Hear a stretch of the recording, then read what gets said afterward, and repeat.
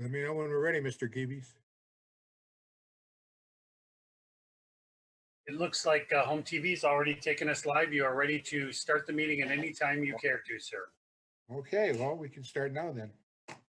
Great. I'd like to call the meeting of the Meridian Township Board to order. This is the June 16 regular meeting. And we will start out by saying the Pledge of Allegiance. I pledge allegiance to the flag of the United States of America, To the Republic, and to the for which republic for which for it which stands, stands one nation, nation, under God, indivisible, liberty and liberty and justice. justice for all. Okay, such as it was, we are done. We got that done. Okay, we need a roll call from our clerk.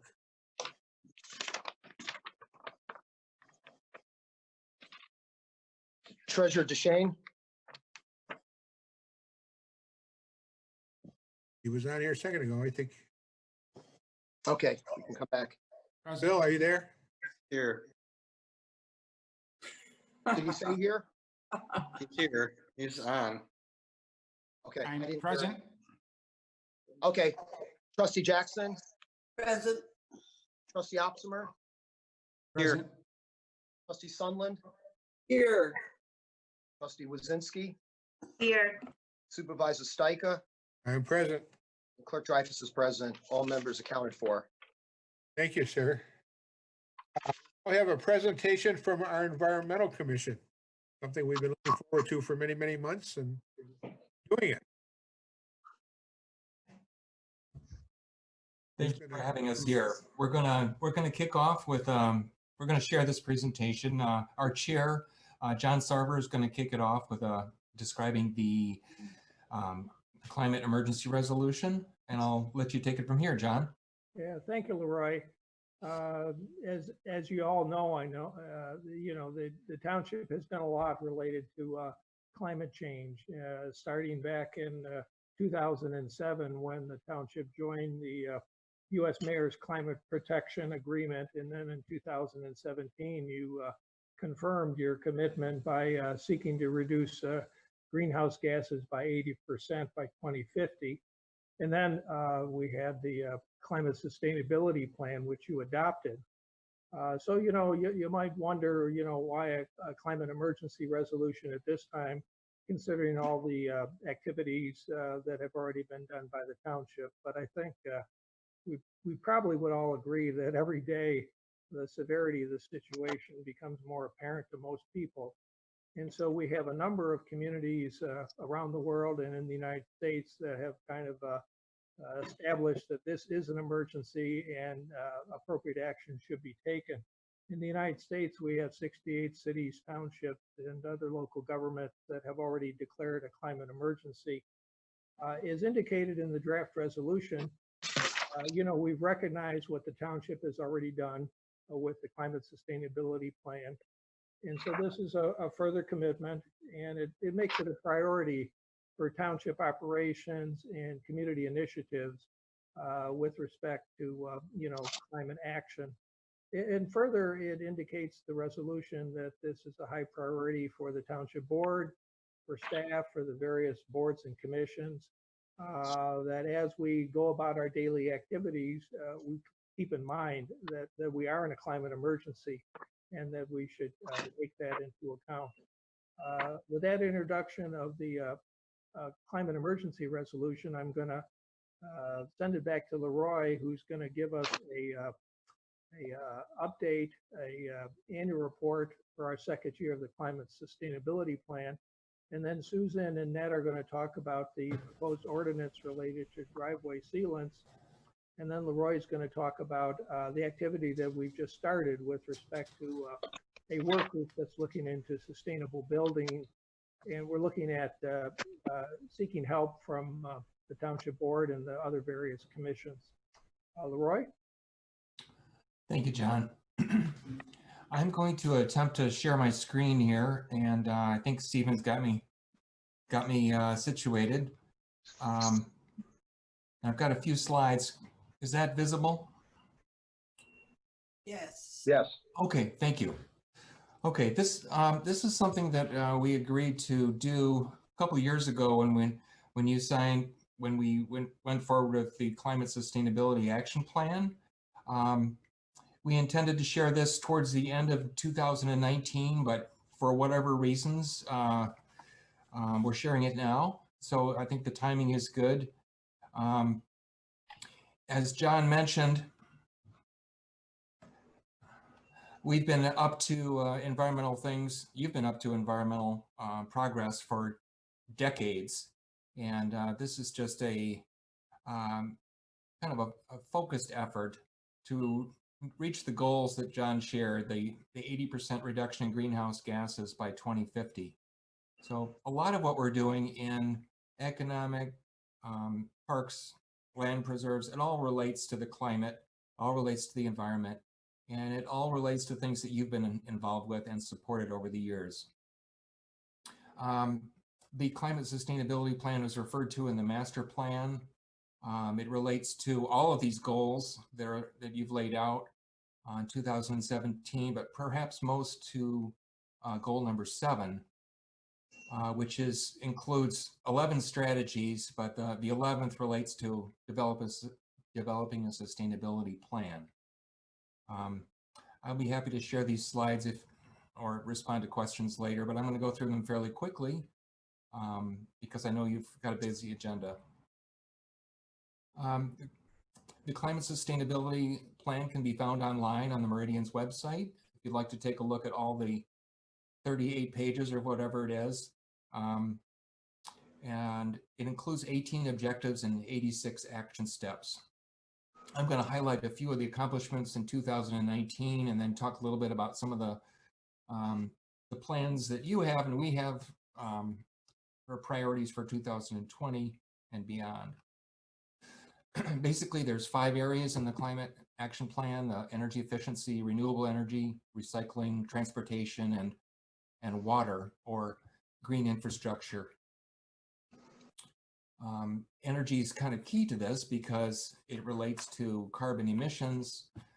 We spend almost $750,000 a year on energy, electric, natural gas, gasoline, propane, and that is responsible for about 5,000 metric tons of CO2 annually. So any ways that we can reduce energy costs are really kind of win-win opportunities. They save money and they reduce greenhouse gases. So for energy efficiency, many of you are quite aware that we are doing a major HVAC retrofit of the municipal building, which we expect will yield some significant energy savings, but also, perhaps more importantly, some comfort improvement and better air distribution and that type of thing. In 2019, we made LED lighting improvements, which is, of course, is high efficiency lighting, outdoors, indoors, and in some street lights.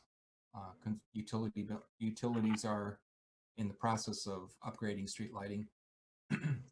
We're hoping to do additional lighting upgrades in our buildings this year, as well as additional energy audits.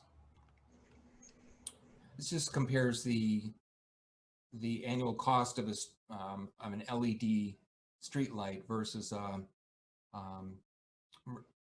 metal halide. Renewable energy is probably fairly obvious. The improvements that we've made, you know, the existing solar panel system is performing quite well. You can read more about it at this link. You can get a daily output of the panel system, but maybe not as obvious as the improvements that have been happening on the residential sector. In the coming year, we hope to build 2 more 20 kilowatt solar arrays with your help, with your budget, and as well as explore a power purchase agreement, which would hopefully yield no cost way to do a lot of solar systems and achieve our greenhouse gas reduction and renewable energy goals. This little graph here, and a lot of this is in your report, just shows the production monthly of our solar panel system. And again, you can follow this link and you can see today's output. Today was a great solar day, so I was gonna share today's data, but this is more of a report on 2019, so I'll let you do the digging on that. This is a chart that John put together on solar residential projects in Meridian Township, just showing the growth over the last couple of years, partially due to the solar tax credits, partly due to interest in reducing greenhouse gases, but also partly due to some of the educational efforts we've been involved with, and tax credits.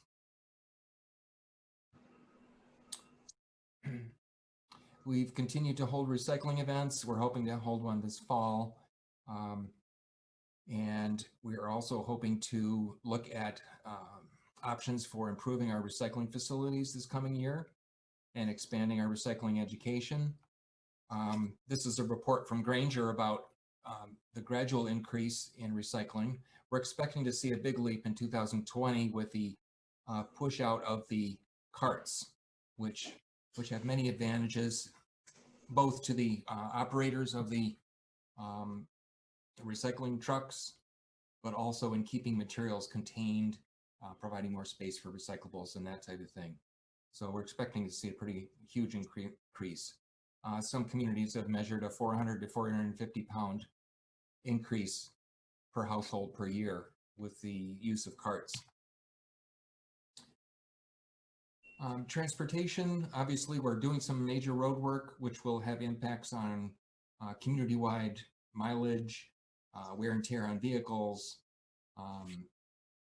We're always working on pathways and connectors, which makes our community more bikeable and walkable. Really excited about the MSU Lake Lansing connector. And one of the things that inspired this conversation and this,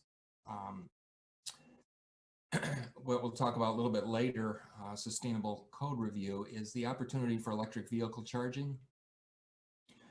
It turns out, not so mysteriously, that installing an electric vehicle charger is a lot cheaper if you do it when you're building a parking lot versus trying to retrofit it later.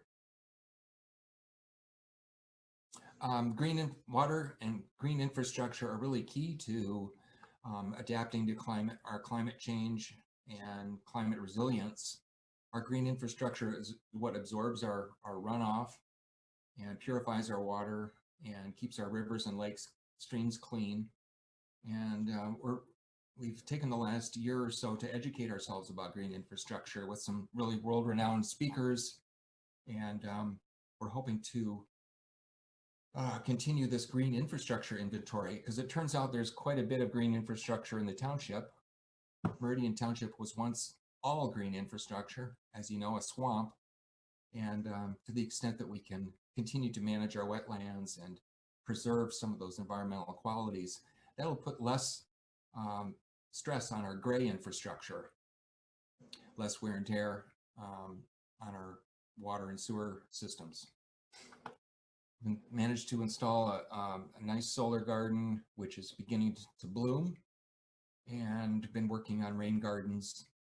And hopefully, one of the challenges is that some of this green infrastructure requires maintenance, and our new conservation staff person is developing a conservation corps, which hopefully will be helpful in some of this maintenance.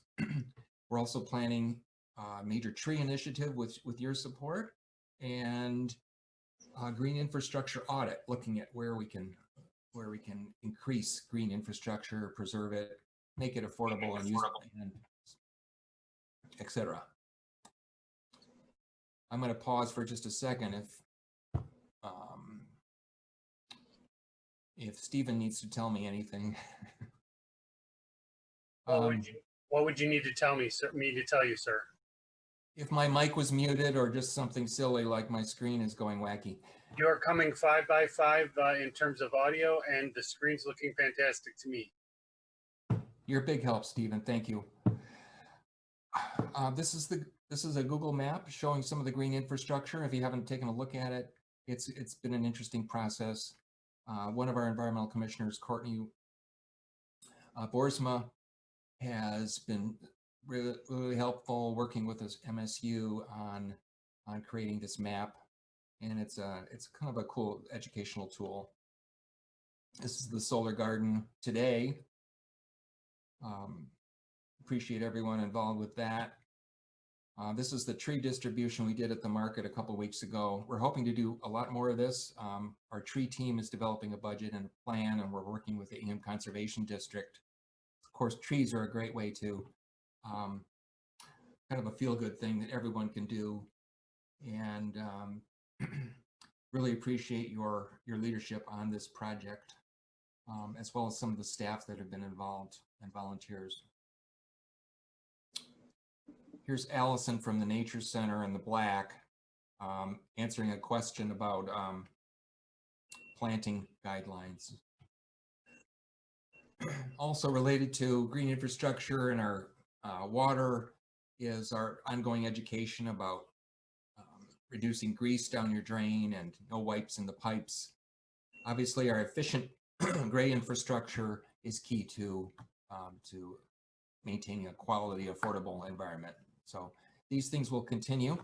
Just in summary, I think I'm approaching my 5 minutes or maybe later. We've made progress in a number of these areas, but we've still got a lot to do. And we're inviting, this is kind of an organic document. We invite your participation and suggestions as we move forward, as well as public involvement. There's lots of ways that people can get involved. It's just a snapshot of one of the 86 action steps related to energy efficiency. I'm not going to have you read it, but if you'd like to view this in the report, you can dig a little deeper. And if you have suggestions, our Environmental Commission is happy to entertain them. We look forward to more continued collaboration with you. And again, I really appreciate your leadership and your interest in this. I'll talk about the environmental review of the Code of Ordinances in a minute, but feel free to share your ideas through email or phone, or talking with any of our commissioners. And we'll talk about one of those ordinances next with Ned and Susan. And I'm going to stop sharing and let them take over. Actually, I might need to share my screen for their presentation as well. So no, I can do it. I believe I'm allowed to do it. I can do it directly here. This is Ned. Should be able to anyway. Let's see if this will work. Okay, if you have a challenge, I can do it. No, I should be all right. Share screen. Well, Ned's pulling that up. Did anybody have anything they wanted to add or delete from what I've said? Oh. Okay. Did anybody have an answer to Leroy? Comments or questions for Leroy? Okay, this is Anyone on the Ned. board have any questions, or any of the people here from the Environmental Commission? Yes, I do. Oh, you do? Okay. Yeah, I have a quick question. I don't want to put Leroy on the spot, but I always ask this question because it's kind of important regarding solar power. Do we have any statistics yet on like what a payback is? What our payback is, the return of investment on solar yet? Because I know it was coming down in price over the years. I know that we had a bottoming out of gas prices now, so I don't know. Of course, that affects a little bit of that, but if you don't have the number, I didn't know if you had any numbers like that. Like 5% was a number that used to go around, 5% return on investment on solar panels. I think John is the best person to answer. He's involved with the Great Lakes Renewable Energy Network. But my understanding is it's about a 15-year payback for the panels on our system. It's Excellent. a little bit longer with the power purchase agreement because just because of the way that's set up. But John, do you have anything to add to that? Got to unmute. Oh, I'm unmuted. No, everything that's been said is accurate.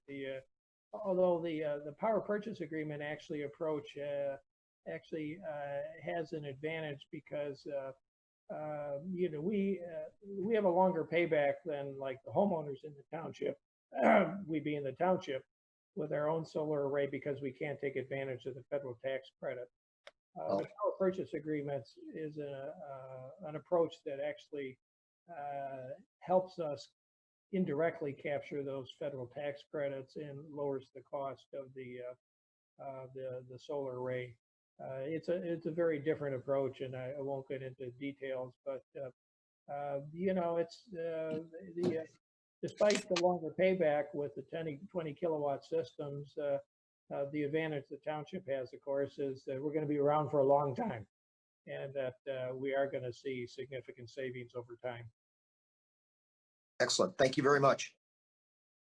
I'd like to add a comment to that, and John can correct me if I'm wrong, but another kind of payback that people often ask about regarding solar panels, and this was a severe critique, a couple decades ago, was that the energy cost of actually making the pure silicon that it takes to make solar panels was so high that the total energy generated by a set of solar panels was barely more, or in some claims less than the actual energy it cost to make them in the first place. That's by no means true now. My understanding is that the energy payback is on the order of 2 years. Is that what you know, John? Yeah. So 2 years of, typically a 30-year lifetime or maybe more for solar panels. So that's a very reasonable environmental aspect of their manufacture. Anyway, I wanted to move forward and talk about this driveway sealant issue, which we actually first really chatted about back in 2018. So I just want to introduce you to sort of three key terms here. I don't know if can you see my pointer? I hope so. Anyway, Yes.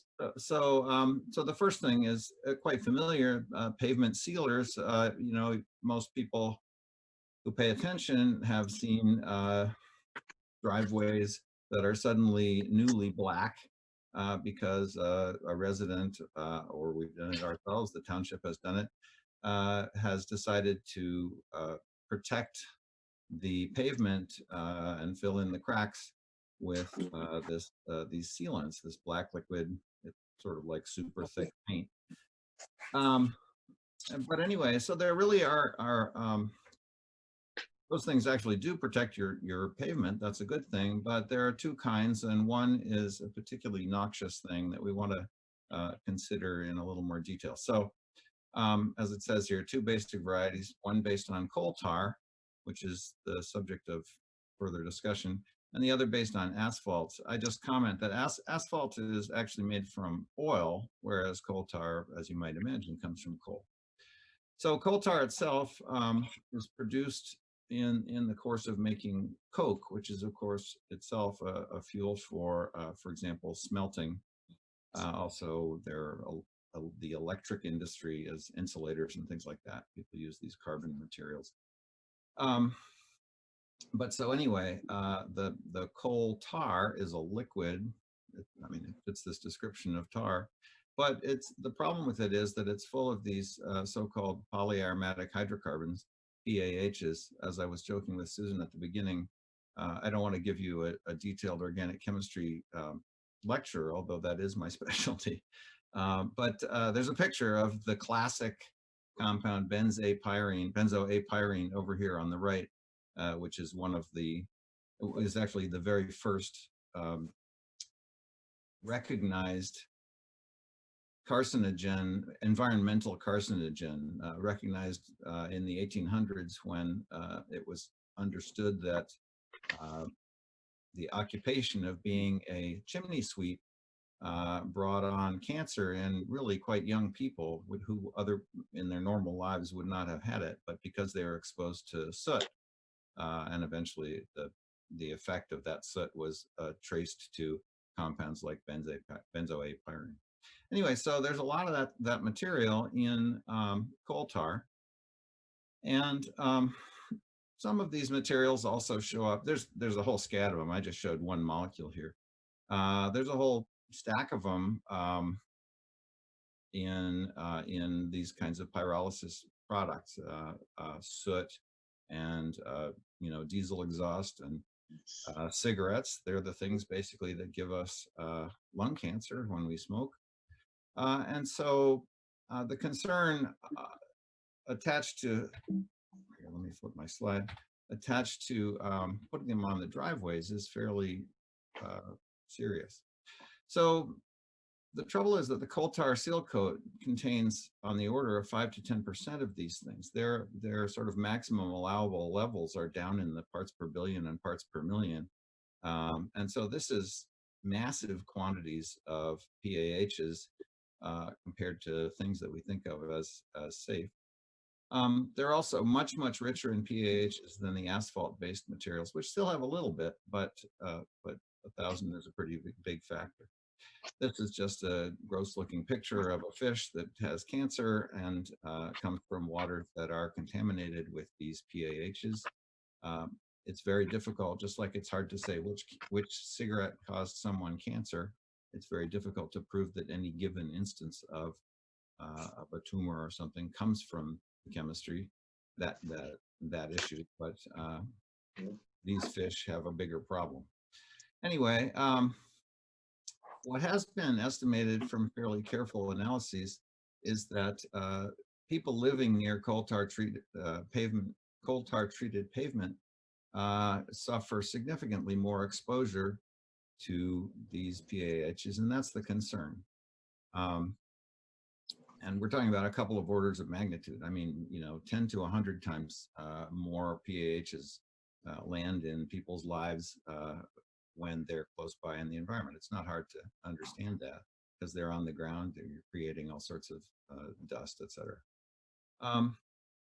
Their runoff has also been found to contribute significantly to the sediments in storm settling ponds and so forth. So much so that in the city of Minneapolis, St. Paul's, they actually estimated that to simply the dredging of these stormwater ponds to clean them up and process the sediments that were pulled out would require on the order of $1 billion to $5 billion because of the disposal essentially as hazardous material.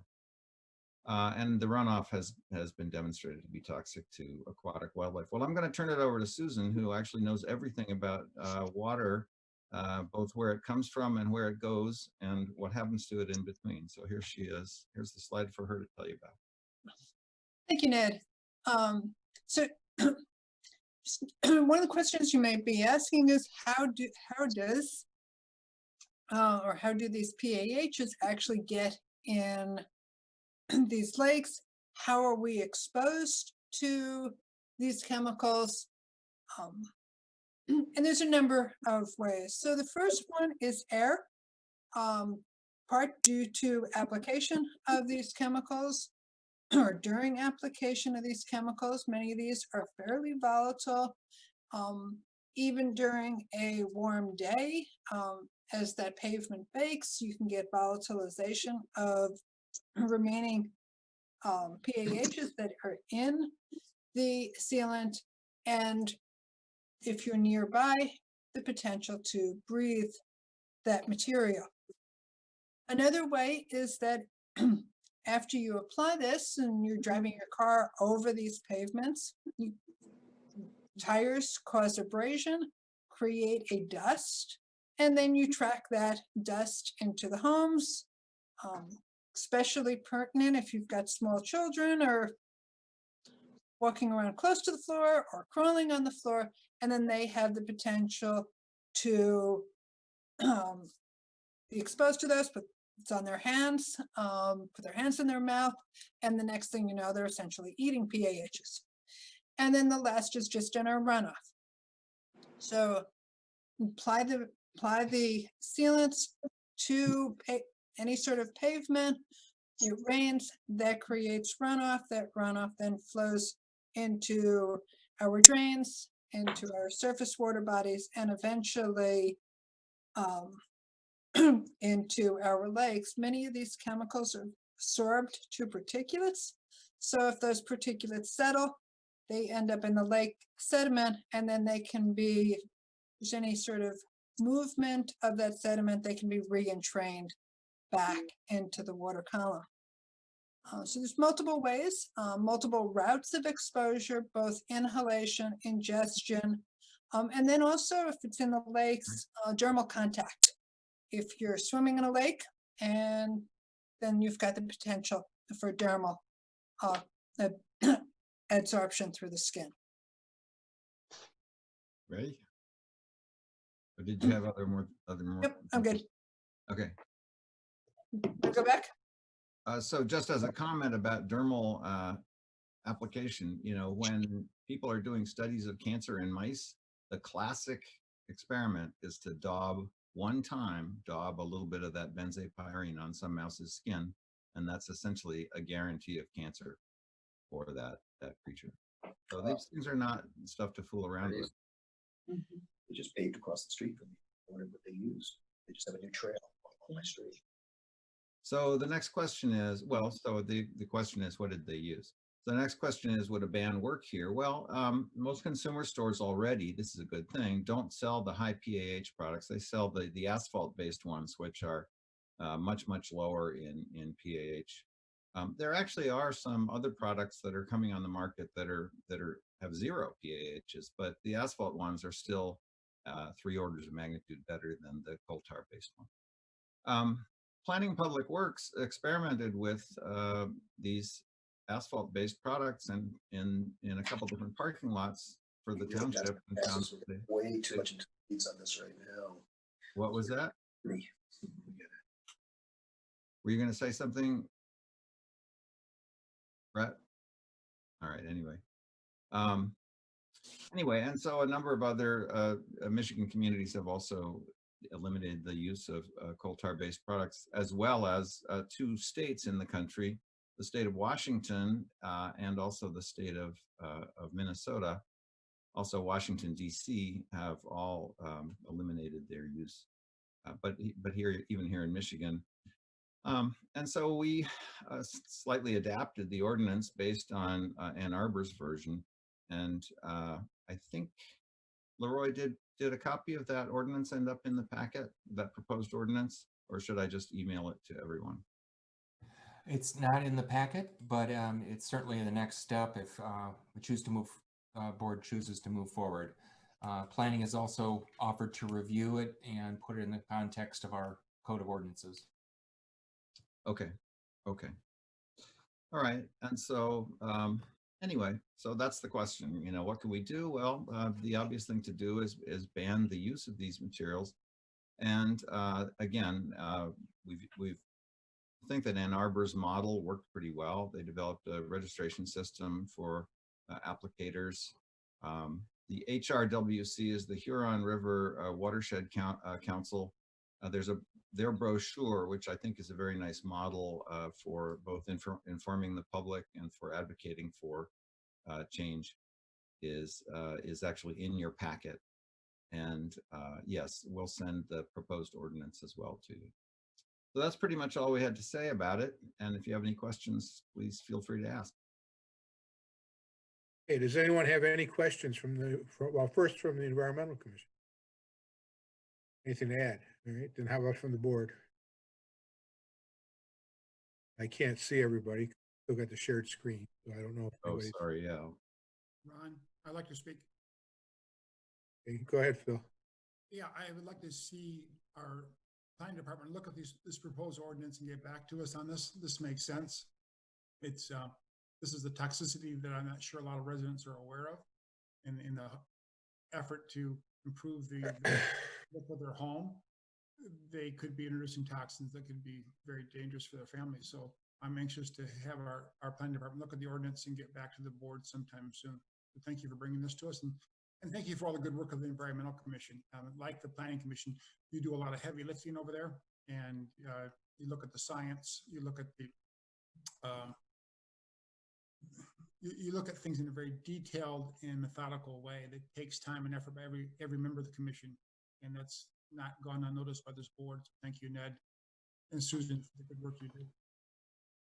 Thank you. Yeah, I would just comment that I think the Environmental Commission is one of our under-recognized commissions. You do a heck of a lot. I mean, you chime in on a lot of the projects. You look at environmental issues with regard to those projects, and the annual report and the continuing attempt to get us on track in terms of meeting our sustainability goals, which we all believe in, is all very good. My thought was twofold, that we would bring the climate emergency resolution in front of the board next meeting to adopt, and then have that be adopted. And at the same time, as Phil was just mentioning, send the proposed ordinance to staff that normally work with the ordinances, and have them see how it would fit in with our ordinances in terms of language, et cetera, and start moving that direction. Other board members, anything? I can't see anybody, so I really don't. Supervisors. Dr. Jackson. Go ahead, Trustee Wazinski. I also note that the commission is interested in beginning an environmental review of all of our code of ordinances. And I'm particularly interested in seeing that effort move forward, and if possible, working with that effort. Great. You know, we certainly can do that as well. Can I say a couple words Yeah, about who's that? it? Go ahead. Sorry. Just add a couple more slides. I know this is taking perhaps beyond our 15-minute allotment, but thank you, Patricia and others. This is sort of a natural follow-up to some of what we've talked about. And I just want to describe this environmental review. There's further information. I think it's on page 22 of your packet. Kind of a little bit more background on this. But we think this is quite a timely thing. First of all, because it's a great way to systematically kind of look at what we're doing right now and where there are some opportunities. This is not a plan to revise everything. It's just a plan to come up with some suggestions that make sense. They're win-wins economically, environmentally, socially. And because we're missing some opportunities right now that are less expensive to do when we're developing or building than if we were to wait and try and retrofit later. We've also been offered some assistance from Tri-County Regional Planning Commission to look at a review of our green infrastructure related codes and ordinances. And one of our new commissioners, who hopefully you will appoint this evening, is just a vast resource of Michigan community examples. He heads up the Michigan Green Community Initiative, and there's a lot of models here that can help. We don't have to reinvent the wheel. I mentioned this earlier about it's cheaper to retrofit a parking lot or to install an electric vehicle charger when you build a parking lot than come in and do it later. It's about 2 or 3 times cheaper. And I mentioned the Tri-County Regional Planning Commission, but also the Mid-MEAC, Mid-Michigan Environmental Action Council.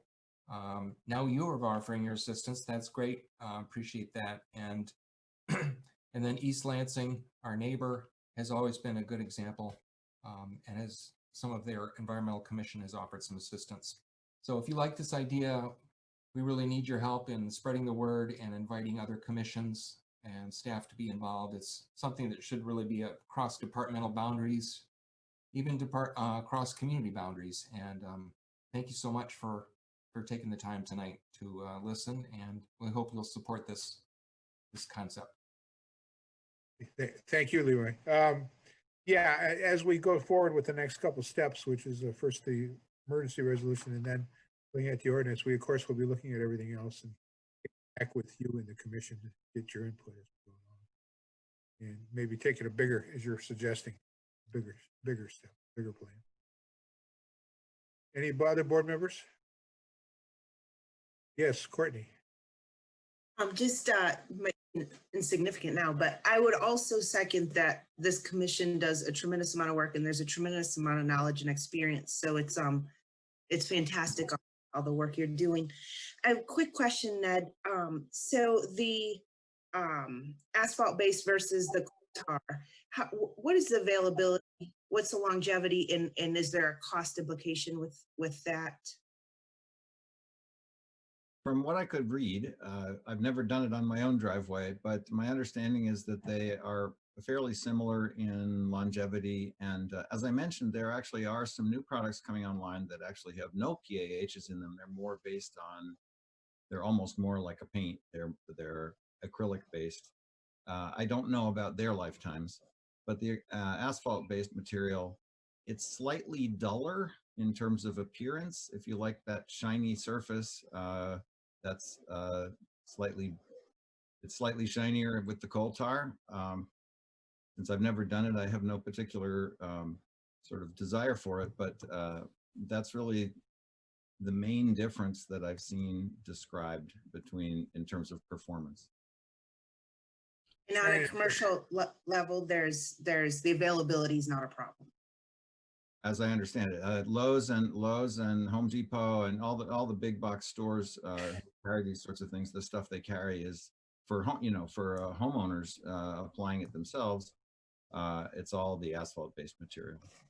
Actually, I don't know if Derek is listening carefully. We could ask him how the parking lot appears to have worked out. I don't know if. Good evening, everyone. Thank you, Ned, for the opportunity to speak to this. Overall, our costs when we bid it out were within what we were budgeting for the traditional coal tar. So that was good. There wasn't necessarily any large financial impacts to that. And as far as wearability goes, so far we've had it down for 1 year, and we're seeing positive results with that too. So year one into the experiment, but I'm a strong supporter of this. I don't see any reason why you would want to put down those toxic chemicals when there's other, a variety of other chemicals that could be used that are much safer for our residents, and especially a lot of parking lots are adjacent to playgrounds. So it makes sense, I think, for a lot of reasons. Thank you. Hey, the shininess doesn't last even with the coal tar versions. So who cares? Right. Yeah, environment's first. Environment's first. That's the problem. I mean, then you know, people don't think of it this way, but when you think about the fact that tires wear down and road surfaces wear down, they go somewhere, and they go into dust, and dust goes Our into environment. Yep. And the less nasty those things, the better. I see. Trustee All right. had his hand up. If there's nothing else, we'll move on to the next. I just wanted to also thank the Environmental Commission for bringing both items to us. And I would echo everyone's sentiments on bringing the resolution back before the board at the next meeting, and fully support the staff examining the recommendation from the Environmental Commission. And I thank you for all the research and work that went into this. And I think it's a no-brainer. Thank you. Anyone else want to get their comments in? Okay, we're going to move on to, I want to thank you again. And we'll move on to citizens addressing agenda and non-agenda items. And we'll now turn to Steve Geeves and see what he has to say to us. Good evening, board. We'll give out the telephone number. If there's somebody who is observing from Comcast Home TV or on the Swaggart stream, they can dial in via 517-349-1232. I'll give that number again in a second. If there are people in the attendee area who would like to make comments, they can feel free to use the raise hand option on their toolbar, and we'll call on them to make comments directly through the Zoom interface. Again, the telephone number, if they'd like to make telephone comments, 517-349-1232. I'm seeing no hands come up in the attendee area, and I am not hearing the telephone ring. So I'll turn the meeting back over to you, and I'll let you know if that changes, Supervisor Stika. Okay, let's assume it's not, and we'll move forward with Township Manager Report. Thank you, Mr. Supervisor. And last week I had the pleasure of speaking to the police department's neighborhood leadership group. There are about 42 leaders there, and we talked about all the great things going on in the township, and also, what our challenges are. The Klingman's deal is done. They'll be moving into the former Toys R Us. The local roads program is underway. We visited, Mr. Perry and I visited a couple streets today that are underway, and we're getting quite a few calls from people who are concerned, beyond concerned, that their road is not being completed in the first year. And we just remind everyone, we got into this situation with 30 years of stagnation and doing nothing, basically. And so it's going to take us quite a time to get out of this hole. So be patient, we'll get there. We're working on 26 miles this year. There are some county road projects going on. You'll notice the orange barrels on Jolly, Central Park Drive, Newman, and Lake Lansing. And all those projects are funded, and the Ingham County Roads will be overseeing those projects. If you haven't been by the marketplace on Central Park Drive, please do. It's really coming into shape. Our anticipated opening is around August 20th. Buddy's Pizza has signed on to go into the former Burger King, Anna House into the former Pizza Hut. Our hotline is still in operation. And there's been some discussion about continuing it forward. We had a call on Saturday. Wasn't related to COVID, but there's some thought out there about, does this hotline have a service into the future? And we'll talk about that as we move forward. The solar that the board has approved $100,000 in this year's budget. We're looking at the possibility of the marketplace and putting it on the roof of the marketplace. More to come on that. We're also working on a couple of areas of concern: Walnut Hills and the Village of Okemos, and we're going to attempt to make progress with both. Both of them need immediate attention. There's a lot of other things I could go over, but in recognition of the time this evening, and I know you have a lot to get through tonight, Supervisor Stika, so I will defer the rest of the report until next time. Thank you. I'm assuming, Mr. Geeves, that we did not have any phone calls. There were no phone calls, sir. There are no raised hands in the attendee area. You're free to go forward, sir. All right, thank you. We will now move on to board member reports of activities and announcements. Before we start, to remember, and of course, there's more in the news than usually. This Friday is Juneteenth, a very important day in our history, because that was the last day that the last African Americans we found out that there was a proclamation of freedom, and that was in Texas, and we need to celebrate that and remind ourselves of our original sin of slavery and how far we have to go and how far we've come, but how much farther we have. Anyway, board reports and announcements, activities. Ms. Jackson.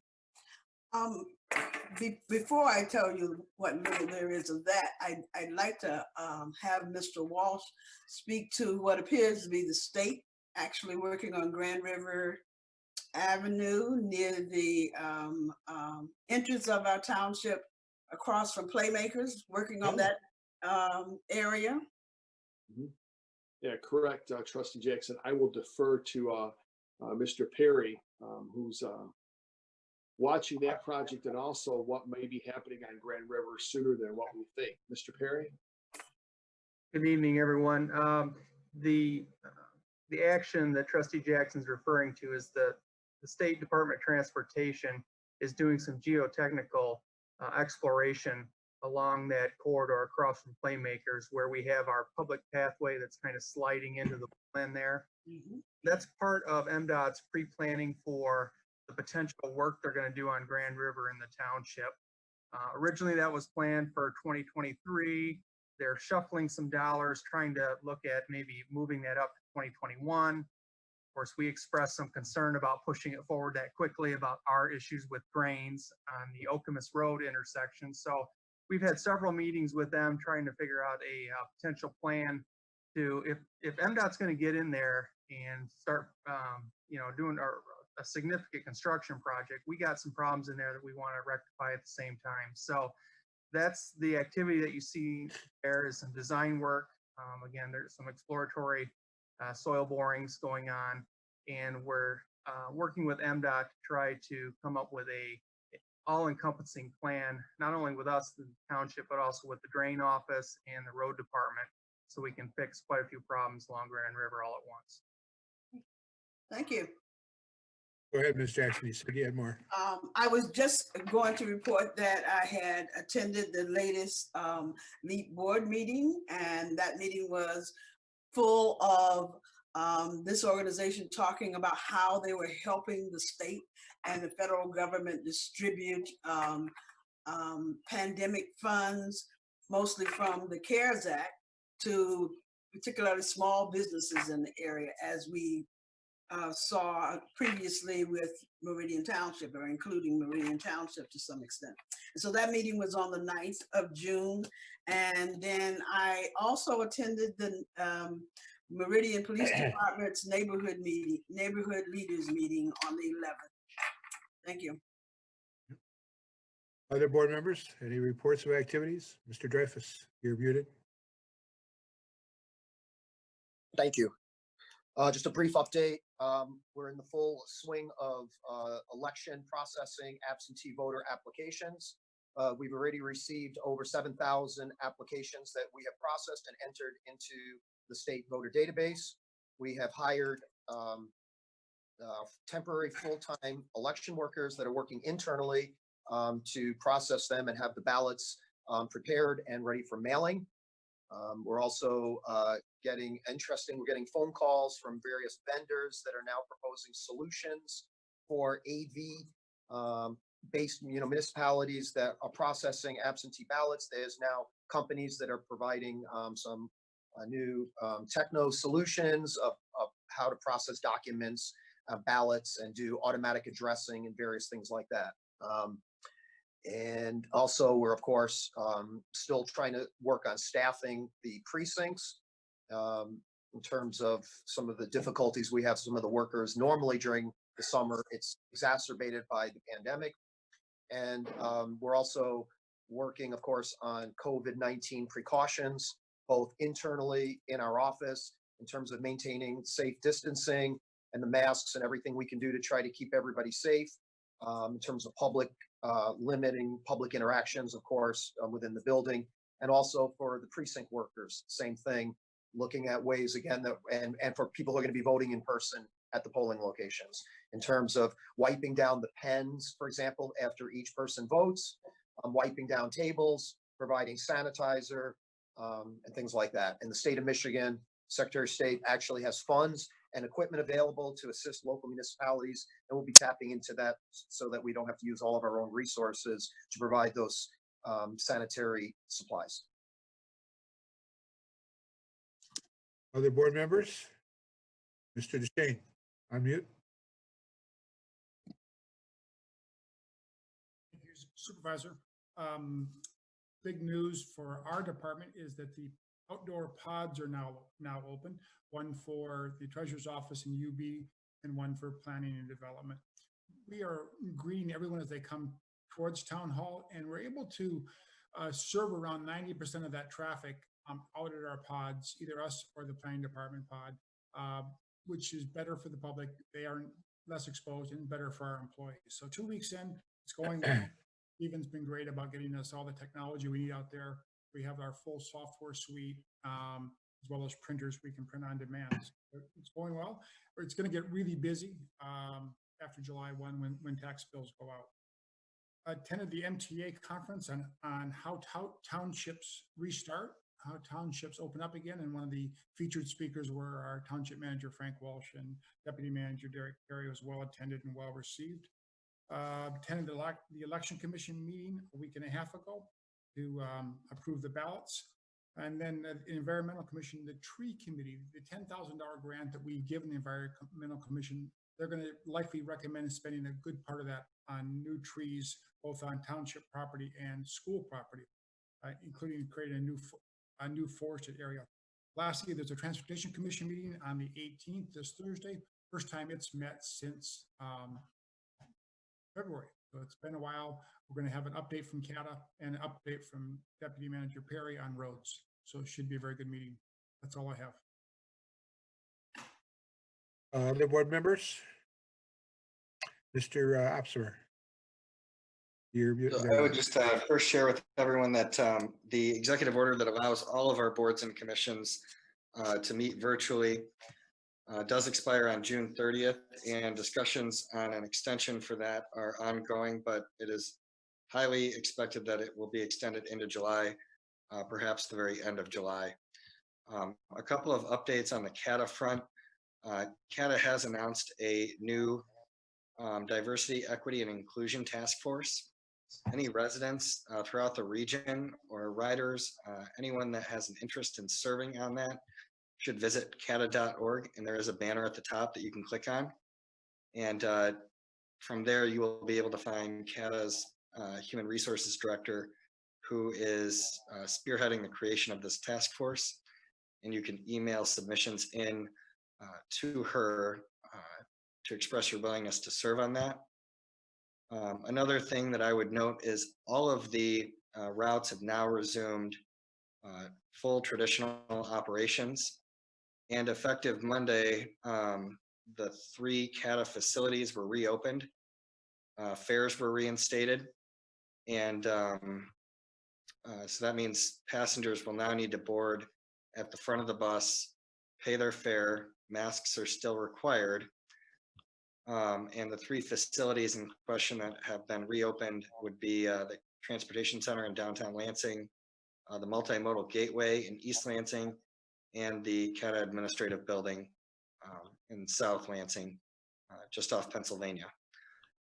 So those are the 3 updates on that front. And again, anyone interested in serving on the new Diversity, Equity, and Inclusion Task Force should visit cata.org to express their willingness to do so. Thank you. Thank you. Ms. Chair, Ms. Wazinski. Just want to mention, in addition to all the work that you've heard from the Environmental Commission tonight, they're also working to be proactive in looking at how environmental justice and the environment may be affected by this tumultuous time that we're in. And so we're working to potentially contact the Department of Environment, Great Lakes and Energy's environmental justice advocate to look to see if there's some guidance that she can provide for how we may address that here in Meridian as well. So let you know that's on their forefront, being proactive in that, and wanted to mention it. Anything from other board members? Ms. Sunland, anything? No. Okay. All right. Then we are going to move on to the approval of the agenda. We need a motion. I move to approve the agenda. Moved by Opsimer, Support, Jackson. supported by Jackson. Any need to discuss or remove anything from the agenda? If not, I think we can just do this by saying aye. Aye. Aye. Any opposed? I think we're 7-0, Brett. Thank you. Motion passes 7-0. Okay, well, now we move on to the consent agenda. The consent agenda has a packet. It has minutes from June 2nd, virtual regular meeting, bills, and the disposal of surplus vehicles report. Is there a motion to approve the consent agenda? Brett Dreyfus. I move to approve the consent agenda as presented. Your support? Support. Supported by Ms. Sunland. Is there any need to take anything off or discuss, Mr. DeShane? You're muted. Thank you. I would make a motion to remove pages 2 and 3 of the communications, the board communications portion of it. Page 1 is a letter from a resident. And page 2 and 3, there is the response from Clerk Dreyfus. The problem is we don't allow for staff or board members to respond to those letters. I've been named in letters, Trustee Opsimer has, Manager Walsh has. In fact, in the packet, there's 5 or 6 letters about the police department. We don't have a response from Chief Plaga in there because we don't, this really isn't a dialogue as much as public comments are not a dialogue. These board member, these communications are essentially the public's chance to write us, go on the record for making a statement. It's not a moment of engagement. We're back and forth. If that were the case, we would end up publishing 20 and 30 page long email chains with the response back and forth. That's not the purpose of this. This is the chance for citizens to write to the board, have their comments published, and they stand there. Now, the clerk has a chance to respond. Chief Plagas had a chance to respond to questions about violence in the police department, how we manage it. Then Manager Walsh has a chance to respond. We all do. This is just the wrong forum for it. And the clerk shouldn't use this packet as a chance for him to take a privilege that no one else has. So my motion is to remove pages 2 and 3. Is there support for that motion? Support. Supported by Mr. Opsimer. Further discussion? Mr. Dreyfus. You'll note in the board packet that there is a response from Manager Walsh to an exchange that where a individual had written and there was some communication. And in the past, staff members and others did have information from others that were put in the packet when it was relevant to it. There's no board policy that prohibits any board member specifically from putting something in the packet if it was a response to something specifically. In this particular case, there was, as it was with Clerk Byram, there was a situation of some very significant comments made that were beyond factually incorrect. They were inflammatory, as was pointed out before, of a political nature. And of that accord, there was an opportunity to be able to provide some clarification to her and as well as to the citizens on a statement that made it look like legal actions was being taken against the township, when in fact, there was no legal action being taken against the township. So a statement like that should not stand on its own. There is an opportunity to be able to explain to the citizen exactly what had occurred. And that has happened in other situations over the years as well. Anyone else? Mr. DeShane? The issue is we don't have a written board policy on minutes. We don't have a written board policy on when things get accepted. It's all been done by past practice. But as the supervisor mentioned, he's been on the board 8 years. He's never seen these written down. None of us have seen these rules that the clerk is referring to written down. So they're just up to interpretation by the person who puts the packet together, which is the clerk. So that whatever the past practice is, it's not a formal policy. And I strongly recommend we adopt those as soon as possible. So if the clerk has those, please write them down, please propose them to the board, and we can review them and approve them. But we have no policies now. Okay, I hate to see a lot of back and forth. Mr. Walsh? Yeah, just for the record, since I've been entered into this discussion, I've been the manager here for 7 years. Yes, I've had things written pro and con that go into the packet. I have never written, provided any kind of backup that goes into the packet.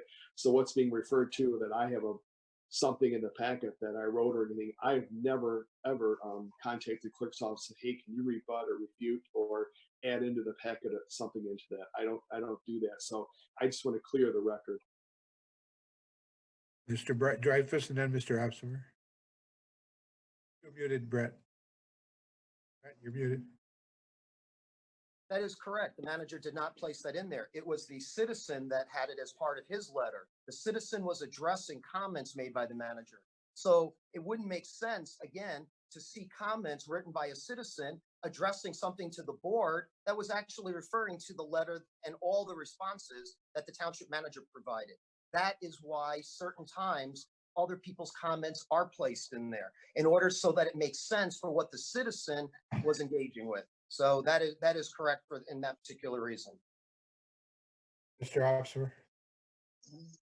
Okay, but the confusion comes in here where the citizen did not respond or reply to yours in the way that you're referencing the citizen responding to Manager Walsh's response. And then we have other board communications in this and every board packet that have been responded to by one or several individuals at the very least, and there's no replies on those. So it's selective, and I don't recall any other instance where there's a reply. I could see the purpose, I suppose, with the resident in question, because his last communication to the board wouldn't have made a whole lot of sense, but it's completely different from this other instance in which you responded to the resident. You know, if I respond, you know, there's a communication in here to me, although the board is CC'd, and when I respond and don't copy the board, you know, it's never occurred to me that I should be able to have every response in the packet. Some of these email chains on an issue can stem months. So all of a sudden, if I respond, you know, 3 months in, we're going to put all of those email chains into each packet. It seems chaotic, and I can't fathom that that would help address your office in conducting the packet, because that would be just an insane amount of email to keep up with. So I support Treasurer DeShane's motion. Our policy is very obvious. Anyone who's read the packet, it's incoming communications, not outgoing communications that are included in the packet. I don't think we need a written policy. I think it's been very evident in all of the packets, with the exception of this and the previous one that Clerk Dreyfus referenced earlier this year. Ms. Wazinski. I mentioned this last meeting, but I think this has come up again. I think we do need a policy that's been written and approved by everybody so that we're all on the same page. And I would also firstly say that anytime I've seen the manager reply to an email that I've been copied on, it's always with a solution. It's never been with a defensive nature. So I think if we're going to include something into the packet as a reply, it would be what we're going to do as a board, as a staff, to comply with whatever that concern was. Ms. Jackson. Yes, I agree with Trustee Brzezinski that there needs to be a written policy about how communications will be handled in these packets. The writer, the particular writer that we're referring to, also mentioned the fact that a policy was cited in terms of when public communications had to be in to the township and when they would be published, you know, relative to that deadline. The deadline, as far as I can tell, was established at that moment that that decision was made. And so not only should there be a written policy about how those communications will be handled and relayed to the packet, but everybody, including the public, should understand what that policy is. Anyone else besides Mr. Dreyfus? Then we'll call on Mr. Dreyfus. Go ahead. Go ahead. Thank you. I appreciate the opportunity. This is a healthy dialogue, and I do appreciate the opportunity to discuss this in this reasonable manner. I did do some research, been very busy with election matters, so some of these things are not the highest priority at the moment, and I'd be happy to make them a major priority and get all the policy in place after the August election. Be happy to do that. This is not the time to fully engage. However, because it's been brought up, let me clarify a few things. I did find it was difficult. Stephen Geebees pointed out there were some issues with my search function and my email accounts. I was unable to get emails back from 2015, 16, and 17 at one point. But what I did pull up was on Friday, March 17, 2017, and this is everybody here was on the current board during this time period. An email was sent from Sandy Otto, was my administrative assistant, who had been here since 2005, and she sent it to Neil Bowlby, our citizen activist, who wanted to get a piece into the packet, but knew that he was running behind on the time frame.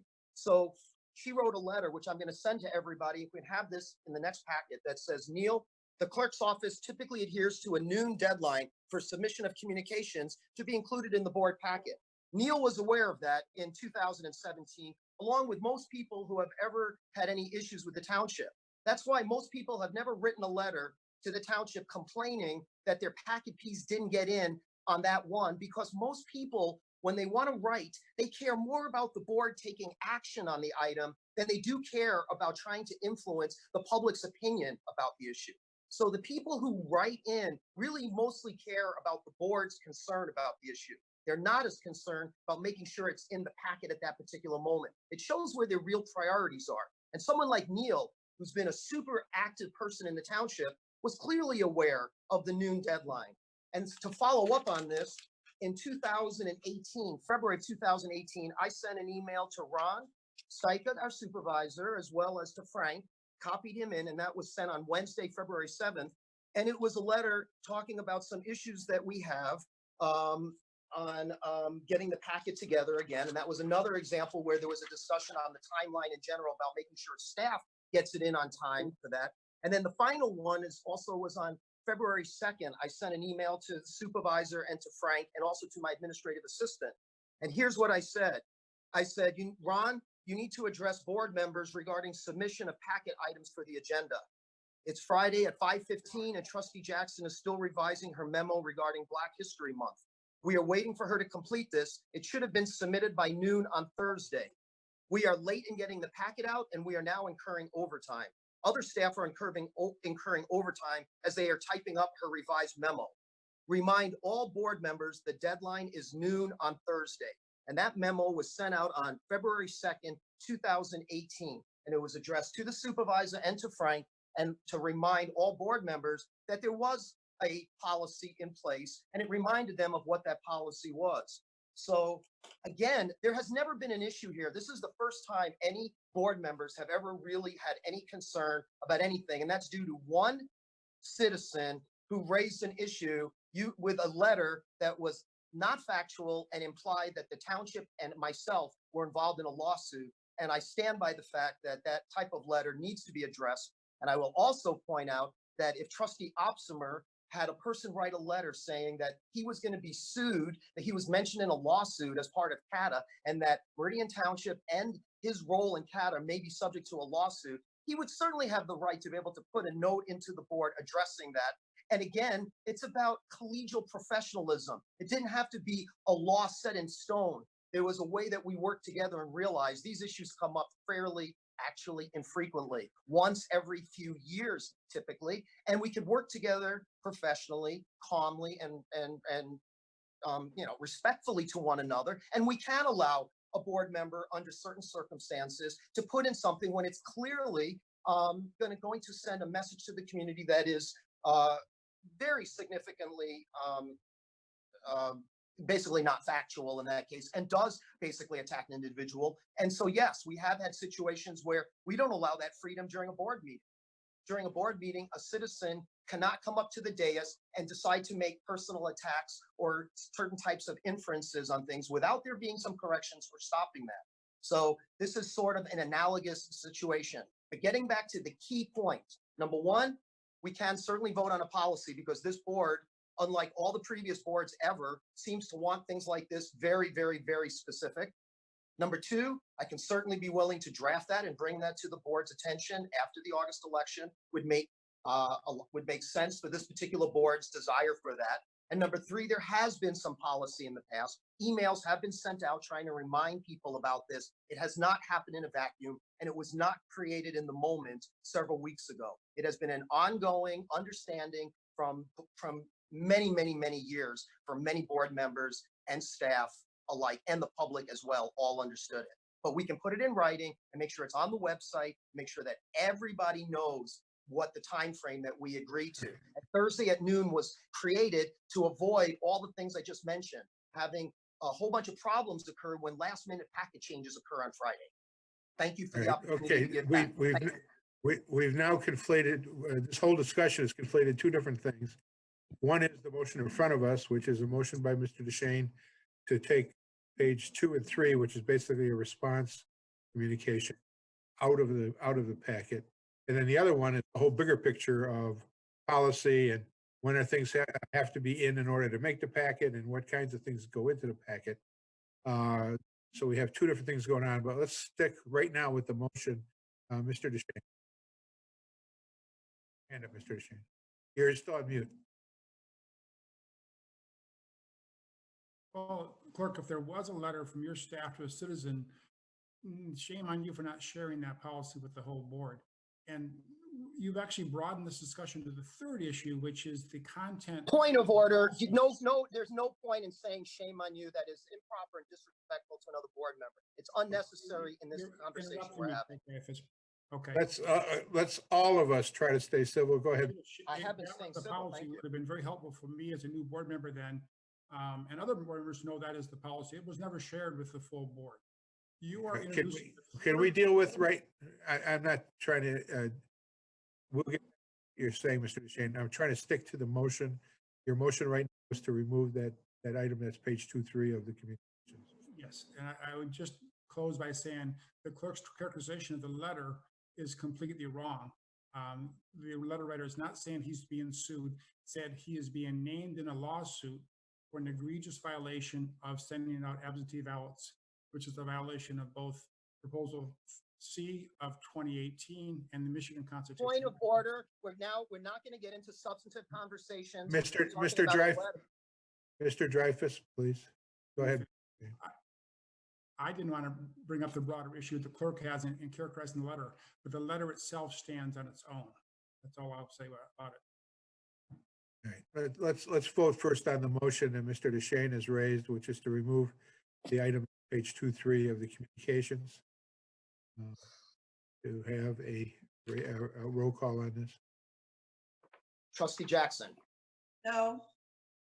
Trustee Opsimer. Yes. Trustee Sunland. No. Trustee Wazinski. Yes. Supervisor Stika. No. Clerk Dreyfus votes no. Treasurer DeShane. Yes. Motion fails 3-4. Correct. Now, with regard to the broader discussion, we will have that on the agenda. We will have potential policies put forth, and we will be discussing those at a subsequent meeting. Thank you. That meeting may be next meeting. We'll see. We'll see what I have time to write up. All right. We're back to the consent agenda. Does anything else need to be removed or consent agenda? All those in favor of adopting the consent agenda, say aye, or we need a roll call, I guess. Trustee Opsimer. Yes. Trustee Sunland. Yes. Trustee Wazinski. Yes. Supervisor Stika. Yes. Clerk Dreyfus votes yes. Treasurer DeShane. Yes. Trustee Jackson. Yes. Consent agenda is approved 7-0. We now move on. We do have our attorneys here. If we have any questions for the attorney, you should let me know right now. Obviously, other questions can come up as we go along. I don't see anything right now.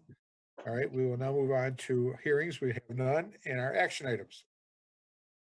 We added the hearing. Oh, we have a I'm sorry, hearing scheduled. Supervisor Stika, may I? Yes, sir. We have a revised agenda that was uploaded. It came today, and I obviously couldn't hand that to you. And there's an item added, which is the public hearing for the Brownfield application. All right, I did not get that up, Right. page. All right, then I will call for the hearing on the brownfield. That is Uh, item 13A. I'm Wait. sorry, excuse me. I apologize. No, It's item It would be 11. 11A. Thank you. 11A. Thank you. All right. Mr. Walsh, would you like to begin the conversation? No, I'm sorry. Yeah, I don't have that. We sent an email yesterday about this and just got it today from the clerk. So I'm not even trying to see that agenda yet. So, and I don't have two screens. So what's the item? I'd be happy to help you with it. This is supposed to be a hearing with regard to the brownfield application. Yeah, so I don't, Mr. Mentzer's on, he handles our. Yep. brownfield, Hi, yeah. everybody. I can handle this. Yeah, go ahead. Thanks, Frank. Hi, everybody. Good to be here with you tonight. So I apologize for the error on the agenda. It was discovered late in the process, and it's hard to add it later. So in your packet, there's a memo. It has 13A on it. If you're looking at the overall PDF, it's page 111. So that's where this memo on the brownfield plan is located. So I'll give you a second while you're looking at that. Stephen, we've got 3 people that need to be promoted to panelists. Just So let there- me know who, and I'll get them promoted immediately, sir. Yep, Jessica DeBone and Casey Armstrong and Robert Soroki. So Robert Soroki owns the gas station at the Hazlet Marathon gas station at the southeast corner of Marsh and Hazlet Roads. And you guys may remember him from the discussion back in 2017 on the redevelopment of that site, or 2018 maybe. And then there are 2 representatives from PM Environmental, Jessica DeBone and Casey Armstrong, and they're here to provide a very brief presentation on what's going on at the property and what the brownfield is for. So if you see in your packet, like I said, it's page 111. It's identified as 13A. You'll see just a very brief introductory memo from me. Oh, Stephen, you also need to promote Dave Van Haren. He's our brownfield consultant from local Lansing firm Triterra. So if you also add him as a panelist. And thank you, by the way. So the memo from me in the packet is just a very brief overview, just really it's introductory. So there's a brownfield plan that's been presented for the property at the Hazlet Marathon Station that I think everyone here is very familiar with. The overall proposal is that the board approved demolition of the existing service station and construction of a new one, and this one will have the building out front on Hazlet Road, with the pumps behind it. So this is the manifestation of all that discussion a long time ago. Now we're here with the project. So the brownfield plan is in your packet. Hopefully you've all had a chance to look at it. Also in your packet is a memo from Dave Van Haren at Triterra. That's a review memo of the brownfield plan. And Dave is going to come on in just a second and provide more detailed information than I've got. And then we've also got the applicant and their consultant team on. So one thing that I was sure to include in the memo, the state doesn't provide a lot of guidance on decision criteria for the board in making these decisions about whether or not the plan provides, it meets the public purpose. So what I've done in the memo is just bullet pointed some items for you that I think try to at least clarify the decision that you're making on the brownfield plan. And you've probably seen this before. I've included in a couple of other memos on brownfield plans. So without further ado, I want to make sure that Dave is on. I'd like to pass this over. He's on. So I'm going to pass this over to Dave Van Haren. He's going to just walk you through his memo and an overview of the plan, and then we'll move on to the Hazlet Marathon team. So thank you very much, and I'll be here for questions along the way. Good evening, Dave Van Haren with Triterra. Yes, as Peter indicated, on behalf of the township, and the Brownfield Authority, we've reviewed the applicant's brownfield plan. This is for the Hazlet Marathon site. The applicant's going to have a presentation, I believe, describing their project. I just want to mention some notables for this plan. It's a project that includes $1 million investment into the property, a redevelopment of that property, and it is a 27-year plan.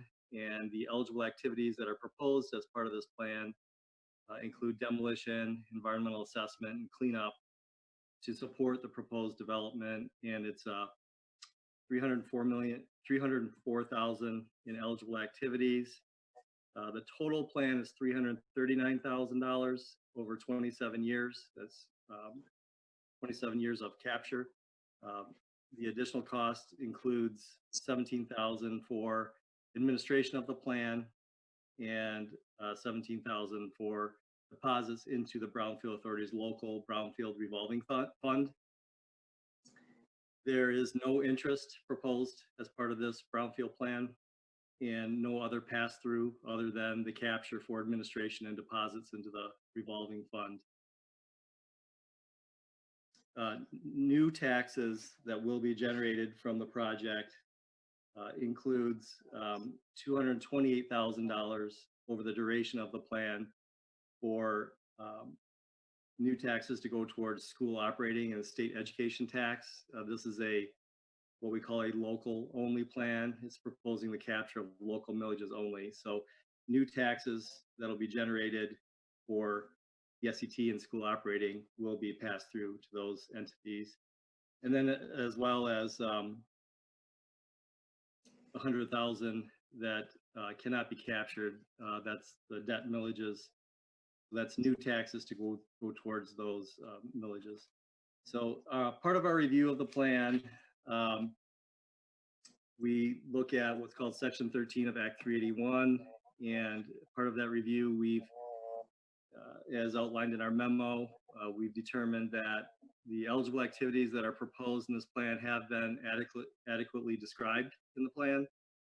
Those activities, the demolition and environmental cleanup activities, are necessary to allow for the development and in a way that's protective of public health and the environment.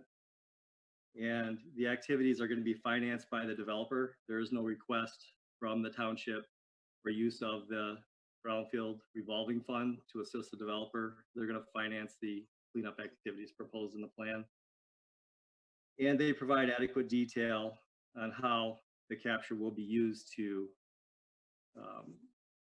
reimburse themselves for those eligible activities. And the amount that's proposed as far as the future taxable value for the property is proposed in the plan is also, we determined it to be reasonable based on our review of the plan and discussions with the applicant. Again, I don't want to, they're going to provide a presentation. I just want to give you some highlights of the plan, and I'm here to answer any questions you may have. Thank you. Thanks, Dave. I would be remiss if I didn't mention that the BRA, our Brownfield Redevelopment Authority, did review this plan at their meeting in May and recommended approval of the plan. Yeah. So now, is it Jessica? Which one of you is going to be doing the presentation?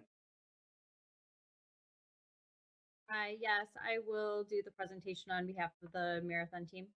Okay, thanks. Stephen, if you, Jessica's going to share her screen, if you could have that set up for her. Thanks. You should be all set to go. All right, thank you.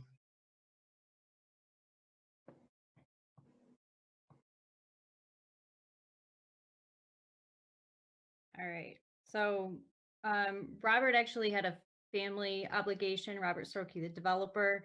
So he did ask that we just, apologize and extend his gratitude. He was on, but had to drop off. So we're sorry about that. He has been working on this project for several years now and has been in the industry for 20 years. So I think, overall, we'd just like to extend on his behalf his excitement to work with all of you and with the township on the development and really build something that I think everybody can be proud of here. So we do have a short presentation. We'll be quick. I know you guys still have a good amount to get through tonight.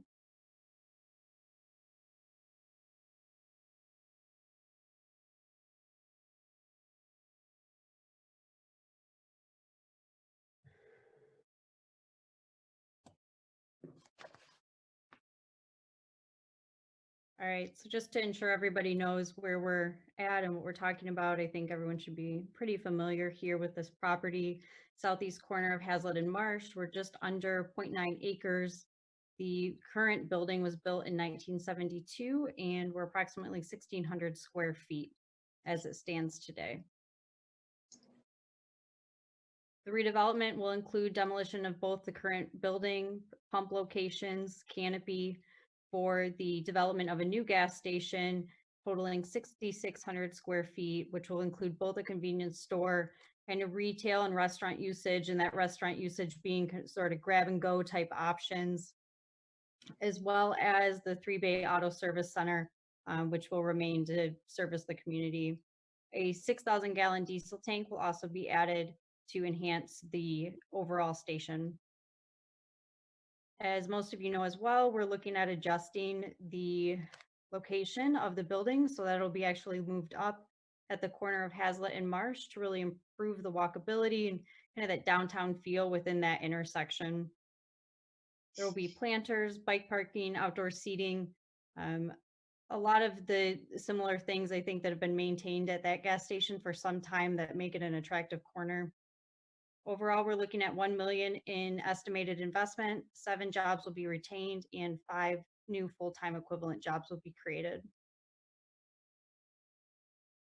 Here's just an overview of the site plan. You can see the proposed canopy along the back and the building up along Hazlitt Road. And a couple conceptual renderings for you as well to help visualize. So I think everyone's pretty well aware this project has been in the works for quite some time. Initial site plan review started in 2017, and that's when the site was really redesigned to bring the building up to Hazlitt Road, and also when we initially started the brownfield planning as well. Went through several site plan revisions, finally making approval just at the end of 2019, as well as completing the legal concerns that came up with the adjoining parcel. And then we submitted the new brownfield plan in March. We are eligible for brownfield as a brownfield because we're both a facility and a property as defined under Part 213. There has been a gas station here at the site since approximately 1959, and the developer acquired it in 2015, doing his baseline environmental assessment within 45 days of purchase for his liability protections there. And I have Casey Armstrong as well on with the team, and he's going to go through the next slide with you, kind of get into the technical background a little bit deeper.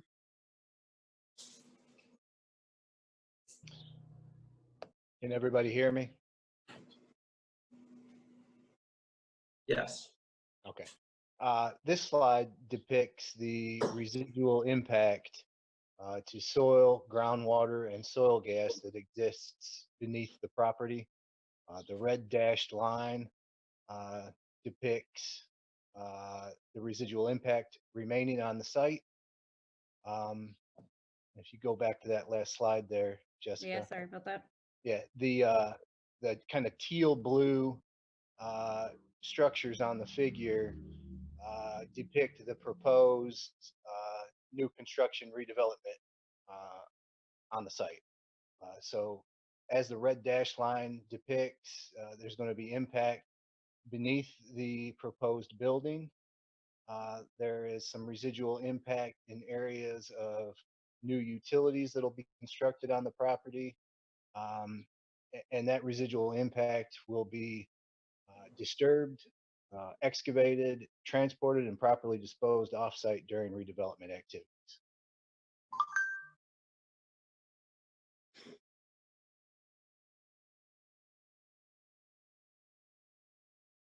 So just to summarize for you those eligible activities a little more specifically, approximately 19,000 is contributed to the pre-development activities. So the pre-purchase due diligence that we completed, phase 1, phase 2 environmental site assessments, as well as some vapor studies that were completed out there associated with the pre-existing contamination. Department specific activities. So what this really consists of are the vapor barrier design and associated testing and implementation, or installation, I should say. Sampling that is going to be required during the removal and replacement of the product lines that exist there today. The transport and disposal of contaminated soils, which Casey had touched on, really associated with utility trenching, footings, anything that's going to dig up and create some spoils on the site. Groundwater management is really in there as a contingency, just in case we run into it. Hopefully things will stay dry like they have been. As well as a post-development due care plan to ensure that the developer continues to meet their obligations and essentially knows what needs to be done moving forward to protect everybody's health that's working on the property. The reimbursement period is 27 years, as Dave mentioned, for $304,000. And then that also includes the administrative fees and the Brownfield revolving fund. And Dave also already touched on the additional taxes that will be generated, including both the debt taxes and the school taxes that are not proposed to be captured. That summarizes our presentation, but we're here for questions. Okay, well, that means that we should start our hearing. And At 7:34. okay, that's what I was going to check. Okay. Okay, we'll open the hearing at 7:34. And Mr. Geebies, do we have any members of the public that want to step up and or come on the line to say anything? We'll give out the telephone number one more time, 517-349-1232. If someone wanted to make a comment via telephone, or of course, if they're attending here in the meeting, they can use the raise hand feature and we'll call on them. One last time, the telephone number to make a comment for those watching via Comcast or Swagit, 517-349-1232. And I will let you know if we have any action on either of those. But as for right now, nothing is happening on either of those fronts. Well, I think we need to give at least long enough time for someone to call in before we end the hearing, because discussion of this matter will actually occur later when we get into discussion.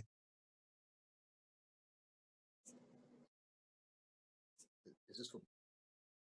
No, we're not into discussion right now, Mr. Dreyfus. Okay, thank you. No, this is just the hearing.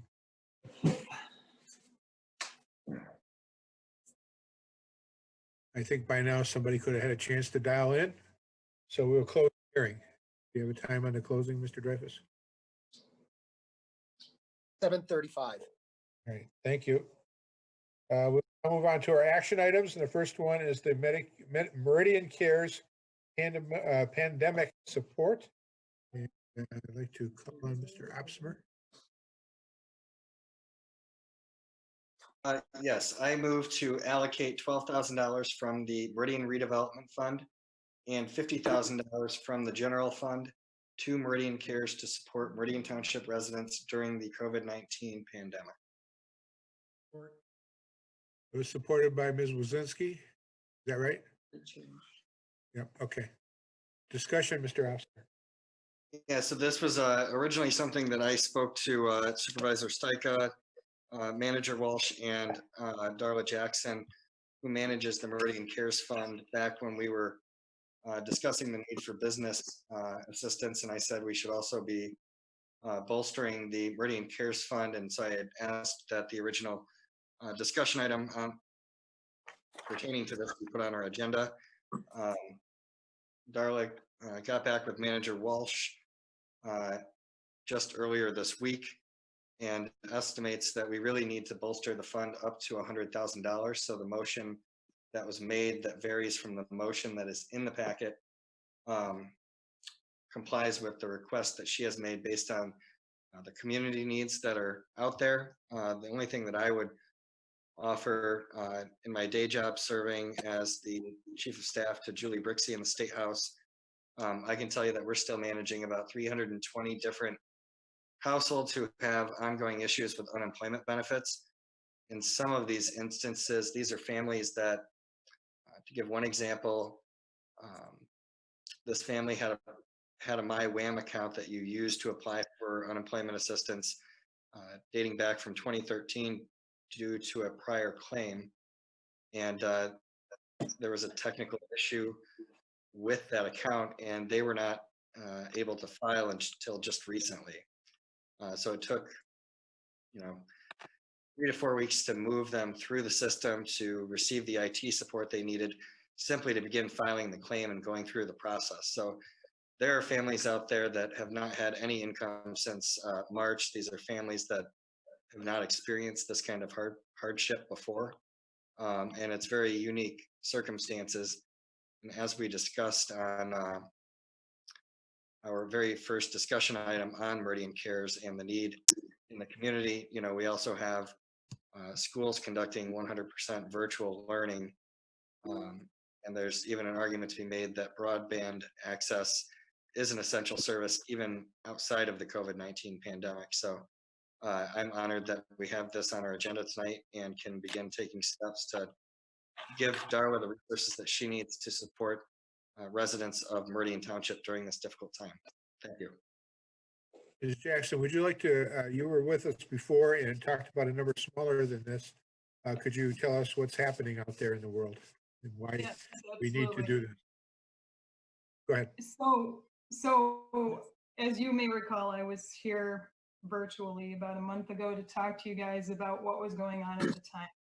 And at that point, we didn't have a lot of data about unemployment or like long-term economic forecasts and the programs that could be available to assist people. But now it's a month later, we have a bit more information. There is a moratorium on evictions until the end of the month, but there are a lot of things that are really concerning. Like Trustee Opsummer mentioned, you know, there have been issues with people receiving unemployment still. Last week, there have been some forecasts of unemployment that are a bit troubling, that they predicted that unemployment will be at about 9.3% at the end of the year, and it is expected to be elevated for the long term. My other concern was that there is HUD funding coming into the county that part of it could be used for what is considered housing, or in their lingo, homeless prevention. But all of the information that I've seen so far, almost no funding has been allocated for housing. And at this point, that is my main concern. I was contacted earlier today even by a household of about 7 people that owe about 6 months worth of rent. And it's those kind of situations that I'm a bit concerned about, where you have either the unemployment's an issue or their expenses are much higher because they've never been in this situation. There are a bunch of mitigating circumstances that make this an anomaly. I mean, not to exclude the pandemic, of course. So I think since the moratorium on evictions expires at the end of the month, this is more of a time of action, because I don't see a lot of assistance out there at this point, and we're only 2 weeks out. And that's by and large my largest concern. Mr. Fahey, I know you're on here somewhere. Historically, the township is not in a position to do this kind of thing. Could you, I know you wrote an opinion, could you give us the 2-second summary of what that is? I'd be happy to do that, Mr. Supervisor.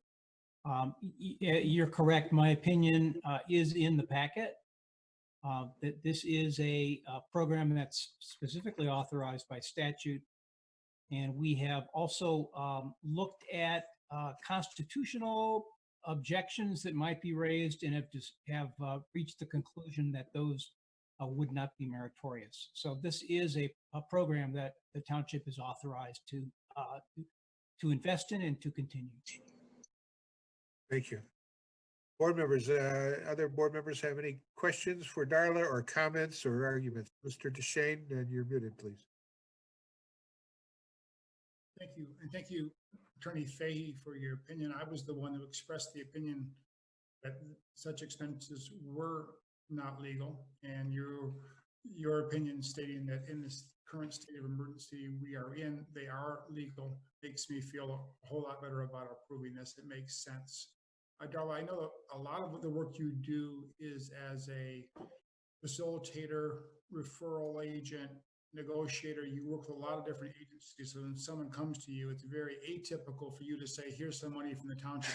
You're finding St. Martha's Church or the Community Church of Hazlet or Okemos resources for them. My concern is as we slowly come out of here, with churches being shut down, their coffers are going to be very empty because they haven't had the congregation meeting that has been in the past. We're also looking at the $600 a week unemployment bonus going away at the end of July. We're also looking at the stimulus checks that were sent out for the past 2 or 3 months having been used. And unemployment right now isn't at 9%, it's at 22%. The hope is it's going to fall to 9% by the end of the year. That's still almost 3 times what it was at the end of last year. So because of all the money that's been pumped into the economy the past 3 months to keep us from falling off the cliff into a depression, there's been some financial stability, but much of that is either expiring, as in the case of unemployment, or being used up in the case of the stimulus checks. We're really looking at a tidal wave that we're likely to see later in the summer and into the fall. So I'll support Trustee Opsimer's motion to fund this not by $12,000, but by $62,000. Other board members? Are we ready to vote on this? Oh, Ms. Jackson, yes, please. You have to unmute. There you go. Yes, I would ask Mr. Opsimer to review again. I do remember where the $12,000 is coming from. Review again where the $50,000 added to that is going to come from. Yes, the 50,000 comes from the township's general fund. I've spoken to Manager Welsh, and he has assured us that that there are sufficient funds in the general fund for this. Mr. Walsh, you want to comment further on that? Certainly. That's a really good question. We have in the budget, we have $100,000 set aside, Trustee Jackson, for what was going to be 312 arbitration with 3 units, both police units and fire unit. Again, I don't believe that's going to be necessary. 70,000 of that was allocated, appropriated by the board for hazard pay. So there's 30,000 right there that's left over that could be allocated to this. So hazard pay plus the Meridian Cares. And then the additional 20,000 would come from our surplus fund, which certainly can handle that. In fact, I know there's some expenses that are in the 2020 current budget that we won't even be allocating, appropriating this year. So we have more than enough cushion to handle what's before you tonight if the board decides to do that. Other board members? I would just say I think this is an excellent thing that we're doing. Our citizens need that, many of them, and just like we help the businesses at our prior meetings, we need to be helping other citizens as well. We need to vote. You're muted, Mr. Drift. Trustee Sunland, Yes. Trustee Wazinski, Yes. Supervisor Stika, Yes. Clerk Dreyfus votes yes. Treasurer DeShane. I think you're muted. Treasurer DeShane. Yes. Trustee Jackson Yes. and Trustee Opsimer. Yes. Motion passes 7-0. Thank you all very much. We now come to item 12B, the final preliminary plat number 17012 extension for Silverstone Estates. Mr. Opsimer. I move to adopt a resolution extending final preliminary plat approval for Silverstone Estates to June 5th, 2022. Support. Supported by Ms. Jackson. Discussion, Mr. Opsimer. Yeah, so this was something that the board approved way back on June 5th of 2018. I was actually in the Planning Commission as well as Trustee Jackson when this went through the Planning Commission. It is approximately 25 acres. There's 25 lots that were platted in this neighborhood. An extensive tree survey was done, and at the very final meeting in which it appeared on the Planning Commission's agenda, we actually ended up reconfiguring the roadway through this small proposed subdivision to save a very mature tree. I believe it was an oak, but I'm not sure that my memory serves on the species. But it was a very well thought out plat. A lot of concessions were made, especially in density, to ensure that there was 1 acre lots or lots in excess, and there is additional open space as well. And the other thing of note is that it's in the Okemos Public School District, which we are still seeking to find, anywhere from 100 to 200 pupils, based on my communications with the district, in order to reopen Wardcliff Elementary. So this would be a small step in that direction as well. So obviously with COVID-19, we can't really expect home builders to get the proper financing. And so this might be something that occurs on a lot of previously approved projects. That's it. Mr. Dreyfus. I have a question for Mark or Peter. I'm not sure who would respond. Was this property just built as proposed with as use by right, or was this as part of a rezoning? Because it looks like with the 1 acres that it probably was a use by right. It actually was rezoned with the condition that no more than 25 lots would be developed on the property, which is what this subdivision plat is. And just to mention, the final preliminary plat is what they're asking for extension. That allowed for the construction, which is still ongoing. And so the applicant wasn't ready to submit at this point the final plat. So this extension will allow them to complete those improvements, and they are anticipating later this year they would come in for final plat. Thank you. What is the underlying? Go ahead, Mr. Davis. What is the underlying zoning now? I want to say it's either RA or RAA. It was rural residential, and it was 25 lots based on rural residential was the condition. Gotcha. So this way they're able to do, by clustering a little bit, able to gain a little bit more open space. Right. Yeah, That's right. good. That's a good way to go. All right. Any other board members? Okay, we're ready to vote on this now.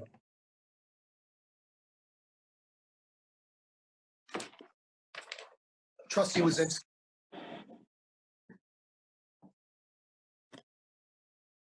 You're muted, Courtney. Did you vote? Yes. Supervisor Stika. Yes. Clerk Dreyfus votes yes. Treasurer DeShane. Yes. Trustee Jackson. Yes.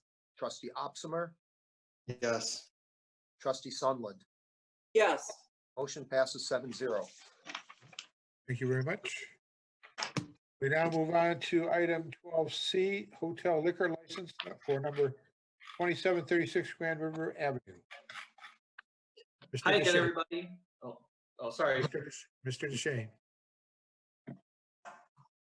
I will, to get the discussion going, I will make the motion to move to adopt the resolution approving the hotel liquor license for the East Lansing Lodge to sell beer, wine, and spirits on the premises consumption at the Clarion Point Motel at 2736 Grand River Avenue. Is there support? Support. Ms. Jackson. Did you want to talk first, or have Mr. Menser tell us something? I'll make my comment now. This is a property that's sorely in need of an upgrade. As the chief will testify, this has been a locus of crime and all kinds of danger at this location. I believe there was a homicide there in the past year. So the fact that the owner is looking to sell this property and redevelop it as a higher end hotel with a liquor license and restaurant is a very good thing. Anyone have any questions? Ms. Jackson? I would just add that these applicants are in the process of remodeling this property and upgrading it. And what we're acting on is their need for kind of an endorsement for their application to the state for a liquor license. Okay. Peter, did you have anything you wanted to tell us before we vote? Yeah, I just wanted to at least direct you to the staff memo, as Trustee Jackson just noted that the owner is a relatively new owner, and he's working on renovating the place, and it actually looks a lot better than it has in quite a long time. Ryan Nofar is actually on the meeting with us. If anyone has any questions for the owner, he submitted a letter in the packet that provides a summary of kind of what they've done so far over there.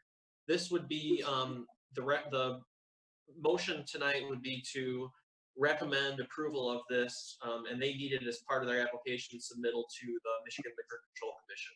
So they have the final say. Really, the board is just providing a recommendation on this.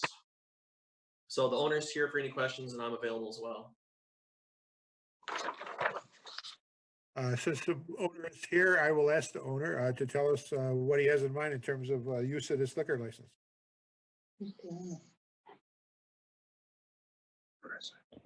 Mr. Nofar? Yes, good evening, everybody. My name is Ryan Nofar. I'm with the property at 2736 East Grand River. It's currently the roadway in. We are renovating it to convert to the Clarion Point, which is a new brand with Choice Hotels. Part of the initiative by the brand is they are really pushing to make it, green energy, healthy lifestyle, and also community, social space type of thing in the lobby. So one of the brand requirements is actually to offer small beer and wine options in the marketplace, which will be in the new lobby that we are currently putting together. The brand wants to offer, some local selections, domestic imported selections, domestic selections. Nothing major, nothing big. Just something, another amenity for the guest. Our lobby is going to have some community space, and it's, like I said, just another amenity for the guest. And in terms of non-guest participation, are you anticipating, what kind of occupancy are you talking about in terms of the liquor space? I'm sorry, just to clarify, you said, are you referring to occupancy? What type of occupancy we're expecting at the hotel? For the liquor venue. Yeah, so really it's just a little marketplace in the lobby. I can imagine like a sundry shop in a hotel. It's just going to be a couple shelves worth of options. Yeah, nothing. We don't expect anybody from outside of the hotel to come in and purchase any alcoholic beverages. It's really just something for the guests. Gotcha. Okay. That's Mr. Opsimer. Yeah, I'm just curious if Mr. Nofar could speak to what made them opt to renovate the existing structure on site versus build new. So we have a lot of, so first of all, we obviously we're very familiar with the history of the property, and we've heard from many people, city and citizens, that they're very grateful that there's work being put into the property. We have a lot of experience in renovations of hotels, and we do have some new construction experience as well.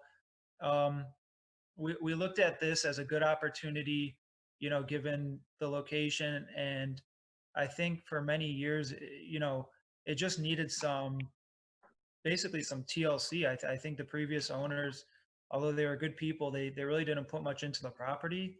I think the property has the basic the basic structure that can take it from economy to mid-scale. So we looked at the options. At this point, we just thought that, we could take it from where we wanted, from economy to mid-scale with what's there.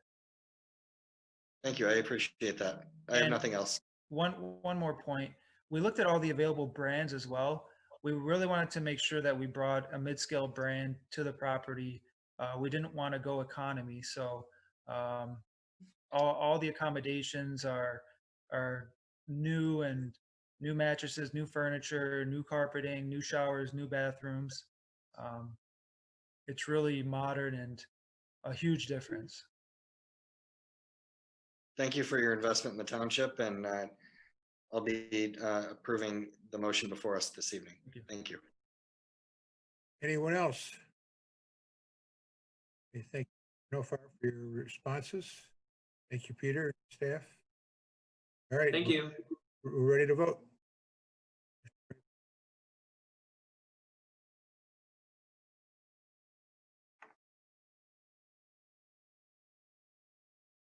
Okay. Supervisor Stika, Yes. Clerk Dreyfus votes yes. Treasurer DeShane, Yes. Trustee Jackson, Yes. Trustee Opsimer, Yes. Trustee Sunland, Yes. Trustee Wazinski. Yes. Motion passes 7-0. Thank you. Okay. We will now move on to item 12D, the Environmental Commission appointment. I have recommended, taken the advice of our Environmental Commission. They have looked at various applicants on file, and they thought that Tom Frazier, legislative liaison with the Michigan Township Association, vacancy, their term left by Mr. Lapham, who is no longer on the commission, and I recommend his appointment to the board. Would someone like to make a motion? Jackson. I move to approve the appointment of Tom Frazier to the Environmental Commission for a term ending 12/31/2021. Support. Supported by Ms. Wazinski. Any need to discuss this? I don't think so. I think the Environmental Commission has already talked about the positive aspects of having Mr. Frazier join their group. Yep. Okay. Mr. Dreyfus. Mr. Frazier is eminently qualified for the position. He's dedicated to it. He's shown it in his writing, but also in what he wrote to us, he definitely pointed out many things about his background that was significant, but also his affiliation with MTA is usually speaks wonders, because MTA has a track record of hiring excellent professionals to join their team. And so whenever I see anybody from MTA, that's usually big plus. Heads up, this is going to be a good candidate, just from that alone. So glad to see Tom join. All right, and we're ready to vote. Clerk Dreyfus votes yes. Treasurer DeShane. Yes. Trustee Jackson. Yes. Trustee Opsimer. Yes. Trustee Sunland. Yes. Trustee Wazinski. Yes. Stika. Yes. Motion passes unanimously. Okay, we now move on to 12E, which is the 2019 Downtown Development Authority Annual Report. The report that we were by law to receive from the DDA. And we have a motion. Ms. Jackson. I move to approve the 2019 Downtown Development Authority Annual Report and approve dissemination to the public, state treasury, and required taxing jurisdictions as required by the Recodified Tax Increment Financing Act. Support. Supported by Mr. Opsimer. Anything that you want to say on this, Ms. Jackson? I don't think so. The write-up notes the amount of funds the DDA captured in the year, the expenses that they have taken care of in the year, and we are essentially proving the report that they're required to provide. Is Mr. Lane on here? He was earlier. Yes, I'm here, Supervisor Stika. Okay. Would you like to, you are our working member from the staff who works with the DDA. Do you have anything you want to comment on this report? The only thing that I would add is that the one expenditure in the amount of $71,086 was for the contract with Advanced Redevelopment Solutions to prepare the DDA TIF plan for the Village of Okemos project. And that actually came in under budget The contract allowed an amount of up to 71,108, so that came in just under. Did Mr. Kieselbach have anything to add? He's also often involved with the DDA. No? No? Other board members, Mr. Dreyfus. Thank you. I have a question about the debt repayment aspect of the DDA. I know the DDA had incurred debt for the street lights and the beautification project from years ago. So how is that progressing? Are the payments being made as part of the repayment plan that had been submitted a couple of times over the last few years to us for our approval?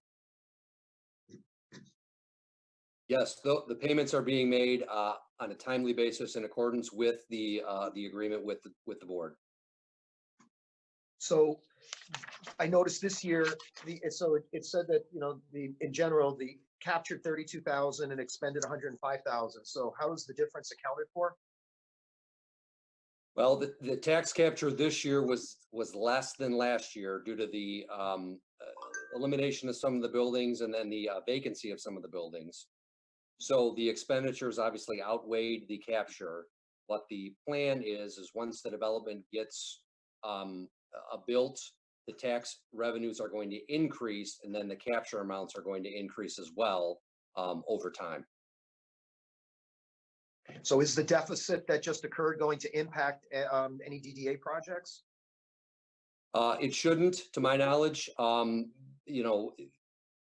Once the project gets built and the capture amounts increase, the deficit should be eliminated over time. And the DDA still has sufficient funds in their bank account to fund the projects that they do annually, the flowers, the banners, things like that. Thank you very much. Any other questions or issues?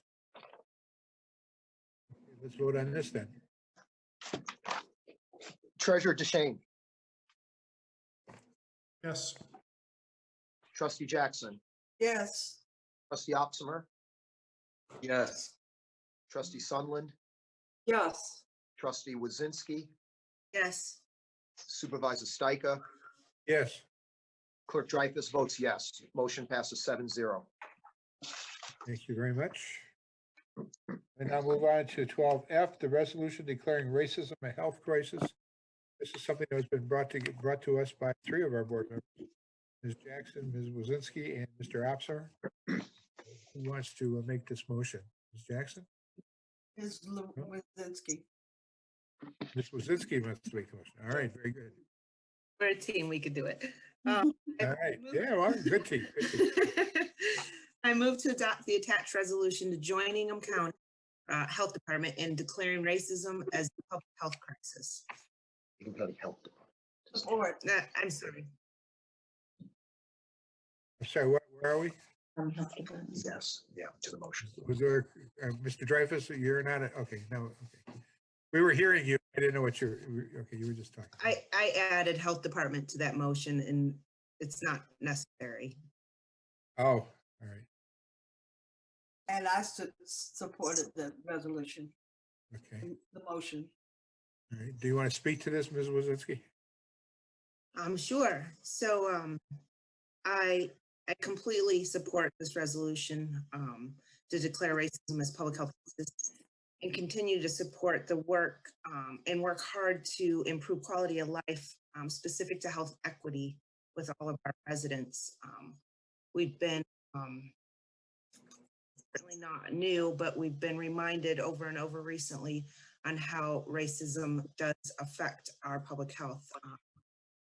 As a public professional, our daily work works to research and address how health disparities affect specific population groups and leading to their full health potential. Many of the health effects are a direct result of racism and health, ethnic health disparities. There's a lot of underlying conditions. People ask me, why does this happen, Courtney? There's a lot of underlying conditions that are related to systemic racism, like heart disease, diabetes, obesity, lung disease. So it's really no surprise to me and many others that our non-white and Latino communities are disproportionately affected. I just, you know, our Ingham County just recently put out a report that confirms that our non-white neighbors have tested positive for COVID more than 6 times than our white residents. Our non-white and Latino residents make up only 19% of our population, yet they represent 40% of the deaths due to COVID. So it's clear that the data is there. You know, the virus doesn't discriminate, but our systems do. And I think it's really important that we as local government do what we have to do to join in county and ensure the equitable health and quality of life for all our residents. I'll continue to fight and hope that our friends and family in our non-white and Latino communities persevere. Board members, speak to this. Jackson.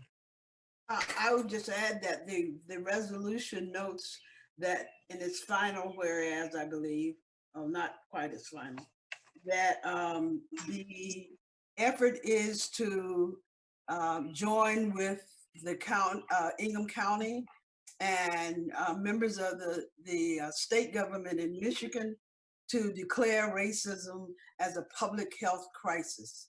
And that's the primary function of the resolution. And in our committing to this resolution, we are asking the board to join with these groups in taking this declaration as a mode of guiding all of the work that we do in trying to improve the quality of life in our communities. Mr. Opsimer. I would just also note for Clerk Dreyfus that the final be it further resolved contains a request that we transmit the resolution that we are adopting this evening to Governor Whitmer, DHHS Director Robert Gordon, the Speaker of the House, Senate Majority Leader, and Michigan Townships Association. There are resolutions pending in the House and Senate to this effect, and the Republican legislative leaders have referred those to the Government Operations Committees, which is usually where legislation goes to be ignored. So, and the other thing that I would notice, hopefully the funds that we have dedicated to Meridian Cares can assist us in accomplishing and achieving the goals outlined, and also our conversation to occur later this evening on community policing. Thank you. Mr. DeShane. I strongly support this motion as well. It's the right thing to say at the right time.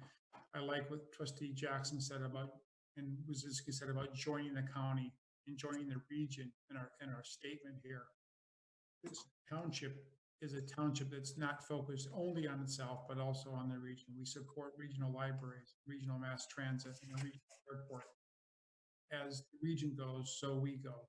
And likewise, as the region fights racism, so as we fight racism, so will the region. So it's the right move to make. And this also backs up our efforts all 4 years that we've been on the board to increase diversity in our hiring, increase diversity in our housing, opportunities for diversity in the township. And so we have much more to do. This motion at this time is an important statement to make and a powerful one. And I thank Trustee Opsimer, Wazinski, and Jackson for bringing this to the board. All right, any other board members? If not, there's a couple of points that I'd like to read because I think the more often we hear them, the better. And it's right out by saying, this is important, racism is a system of structuring opportunity and assigning value based on the social interpretation of how someone looks. And I'm not sure people really realize, what racism is. I mean, it's not, think about, okay, I'm not racist, but you get down, you start thinking about that definition, you can find in yourself mistakes and errors in terms of how you function and interpret with other people. It unfairly advantages some while unfairly disadvantaging others, resulting in a diminishment of the strength and health of a community. Later on, history has contributed to the current health disparities that non-white residents experience, creating segregated communities with limited access to healthcare, healthy food, clean water, and other essential resources. I'd go further to talk about that non-white people suffer disproportionately from significantly worse health outcomes, which was mentioned earlier by a couple of the speakers. And then it says, in terms of today and what's going on, deaths due to COVID-19 among non-white people are more than 3 times greater than their population. It's because of the racism that we have lived with so many years. All right, we need time to have a vote. Trustee Jackson, Yes. trustee Opsimer, Yes, sorry. trustee Sunland, Yes. trustee Wazinski, Yes. supervisor Stika, Yes. clerk Dreyfus votes yes, treasurer DeShane. Yes. Motion passes 7-0. Now, okay, I'm hoping that my agenda is up to date. I have a 12G. Is that right? Yes, that is correct. Okay. And is there anything else beyond that, the action items? No. No. Okay, since I didn't have the latest. All right. There's So only our that next item is the Namoka Drain Full Disclosure Certificate. Would someone make a motion? It's at the bottom of page 2. Mr. DeShane. I move to approve and execute the resolution to authorize official statement and continuing disclosure certificate for the Namoki Drainage District bonds as presented. I think we need an explanation on this one from staff before we go any further. Oh, it was seconded by Ms. Jackson. Is that correct? Need a statement? Mr. Perry, are you the right one? Sure, absolutely. Yep, absolutely. I just didn't know if the second was made. Since 2009, the Drain Office has been working under a petition to do some improvements to the Namoka Drain, which is west of Lake Lansing, Edson, Shaw, Potter, that area. As the board's aware, we've been deferring our street project up there 3, 4, 5 years because we didn't want to spend $750,000. And then the following year, the Drain Office moves in and starts installing, the necessary infrastructure that we needed to do. So several years ago, we started having conversations about how can we coordinate this. You have some infrastructure you need to do. We have infrastructure we need to do. And essentially, that's where we developed this plan. They are now at the point where they're ready to move forward. And in order to facilitate that, because we have a special benefit up there, we're paying directly those costs for the streets and that pathway. We have such a significant part of it. They need this disclosure statement in order for them to sell their drain bonds as a public sale. And essentially, that's what this document does. It allows them to do that and just essentially acknowledges that the township will be participating in this project with a special benefit for those streets that we agreed to do several years ago, and a pathway along Shaw Street, which has been on our master plan for several years now too. So it's really 2 government agencies partnering together for the benefit of our residents in that area. Okay, so see, the motion was made by.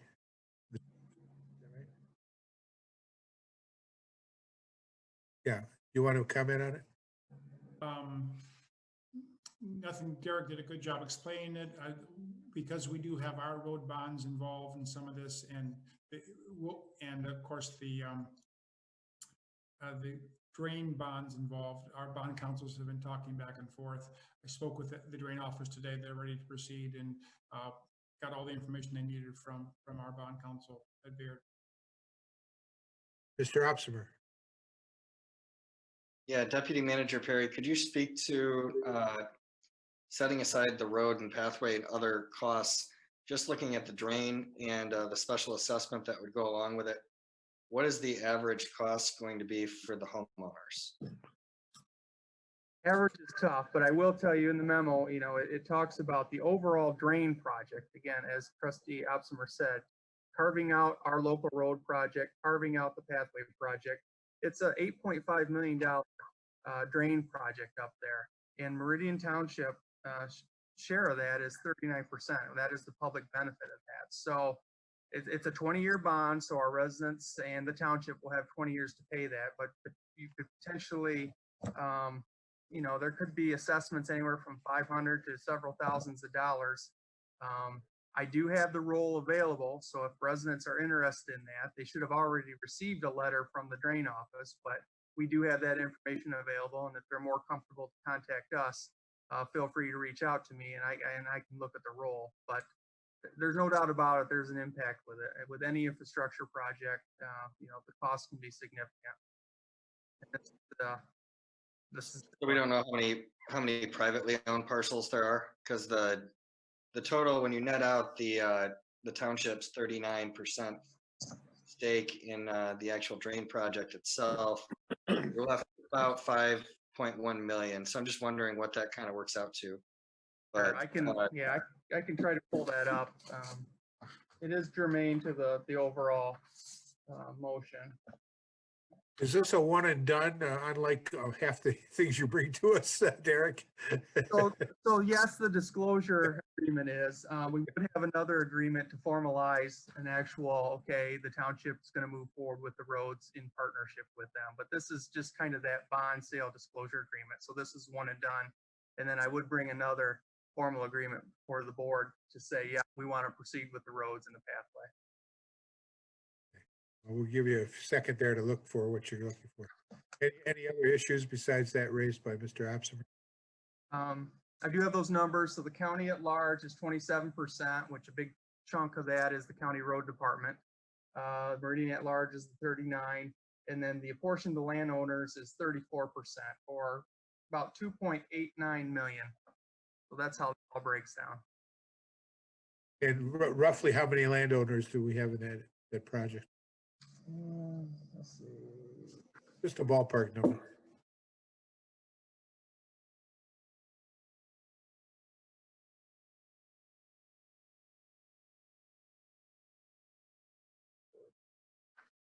I'm guessing it's about 100 homes, maybe a little bit less, but that would work out to about $1,400 a year. That's where I was trying to get to. Thank you, Mr. Opsimer. Yeah, and I don't, it's a spreadsheet. It's tough to. And of course, it's going to vary based on the property, et cetera, et cetera. Yeah, over the course, the average property might pay about $29,000 over the course of the 20 years, assuming that 100 parcels is in the ballpark. Okay. What else? Ms. Jackson? I'd just like to comment on this as evidence of the cooperation and coordinated planning going on to improve the infrastructure between the county and Meridian Township. Very good. Mr. Dreyfus? Thank you. I just had a question, Mike, of sort of maybe a procedural financial question. I noticed that the Colby Road as part of the plan is going from gravel to paved. And I think a question is, do we normally have homeowners when there's a street that's converted? Do we normally do a special assessment just for those people, for the people when it goes from gravel to asphalt? We have done that historically, but I have found that there are some exceptions to that over time in the township. At some point in time, the township received community development block grant funding and actually used some of those dollars to convert several gravel streets. So in recent history, you would be correct, Clerk Dreyfus. That's how it's normally done, through a special assessment process. Right. So in this particular case, we're using road millage funds to pay for this particular improvement. Correct. That's how it would have to be done. Otherwise, basically it's a timing issue, honestly. Otherwise, we would not include Colby, and then we would have to our own special assessment district, which the board is aware is the 5 resolutions, 2 public hearings. And again, the residents could basically say, no, we're not interested in that. So Okay, I think it's, I just important. Yeah, but it Right, would be a it's- policy question, yeah. Yeah, it's important that we do this because it raises a precedent that, you know, in any given situation that we may wind up having future questions about whether or not we should have a township-wide, basically what it is all township residents are paying for it ultimately in this particular case. And so I know in the case of the block grants, obviously that wasn't taxpayer money because that was federal money probably coming in. So it was a matter of dispersing federal money as opposed to our own tax, like millage money, for example, in this case. So yeah, it is a public policy question. And I could see the complexities involved in this too, as to why it would be, and it's a small stretch of, you know, 2 streets. And I think it's good to not have I personally, my own, you know, as a board member, my own view would be it's better to not have that be a dirt road right there and a gravel road. And I think that the residents have been in favor of this. Have we had any comments about this from any of the residents? As far as the street, our local road program, a lot of comments are, why hasn't this been done years ago? So they're ready to move forward with it. Some frustrations about, you know, us telling them, yeah, we really need to wait for the drain office. It only makes sense. You don't want to go in there multiple times. But those have really been the comments. With all drainage assessments, you know, we get comments that, you know, not something people won't necessarily want to pay for. But the reality is, you know, infrastructure has a cost, and stormwater infrastructure is something that's necessary. It's part of public health, and this is really the only way to pay for those type of improvements. Well, the last road we paved was Perry Road. That was the last one was that what the last project that we paved? I think we had an assessment.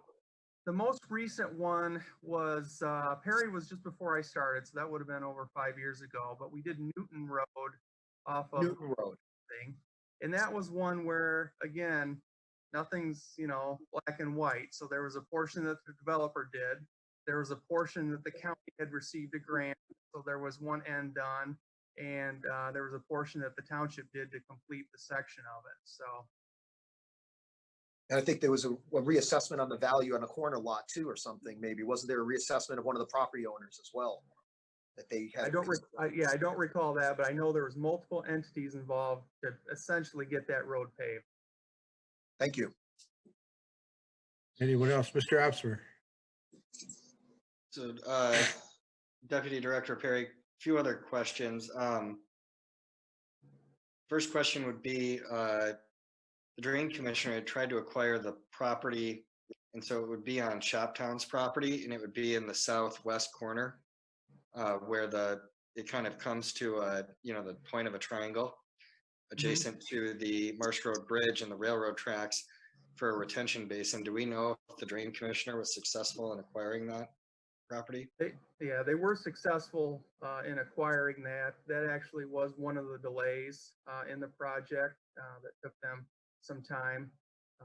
The township was kind of involved with that site plan and those concerns that were made in that area. But once that was resolved, the drain office was able to acquire that property. And there's several other properties in the Shaw, Potter, Edson neighborhood that were acquired for stormwater retention too. Okay, and then what's the timeline for the Drain Commissioner to facilitate this? They're obviously just now completing their RFP process. Are they anticipating being able to complete this over the summer? Yeah, they've actually received bids. They have a contractor ready to go. Now it's getting the final assessments have been completed, and now it's getting some of this additional paperwork documentation completed, and then selling the bonds, actually sizing the bond correctly and moving forward with that. And that's really what this document helps them do is go out and acquire those public dollars. Okay, excellent. So the acquisition of that retention basin was really important, and obviously the Drain Commissioner has acquired other properties throughout the neighborhood itself and demolished old homes to create other retention basins. But that allowed, I know from speaking to the Drain Commissioner, it allowed them to keep the diameter of the various drains minimal, so as to reduce cost. The other thing I would just say for everybody, for the board's edification, is that the property owner of Shoptown tried to hold on to and not sell that property all over the gas station development. And so he tried to, he created further delays in a very needed drainage project. There's black mold in many of these basements over a completely unrelated thing. So it was a very unfortunate power move, and it was a very anti-neighborly thing to do, especially when people have black mold in their basement from systemic flooding. So I think the overall costs look very good, and I'm happy that we can finally proceed, because I get a lot of questions about these roads as well and why we haven't been able to facilitate the repaving. So thank you. One other point I want to make too is just so, the board's aware and the public's aware, we've obviously reviewed these unit costs to make sure that they're in line with the costs that we're receiving for our road projects too. So it's not just a blank check to the county. We truly are partners in the process, and we'll be involved with the construction along with them.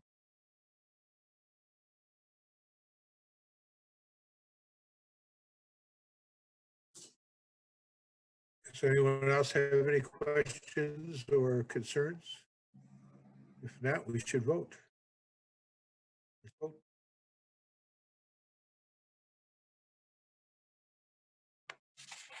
Trustee Trustee Opsimer, Yes. Trustee Sunland, Yes. Trustee Wazinski, Yes. Supervisor Stika, Yes. Clerk Dreyfus votes yes. Treasurer DeShane, Yes. Trustee Jackson, Yes. motion passes 7-0. Thank you. Thank you. Well, that's the last action item I had. I'll move on to our discussion items. And the first one is the Hazlet Marathon Brownfield Plan that we heard so much about earlier. Who wants to open the dialogue?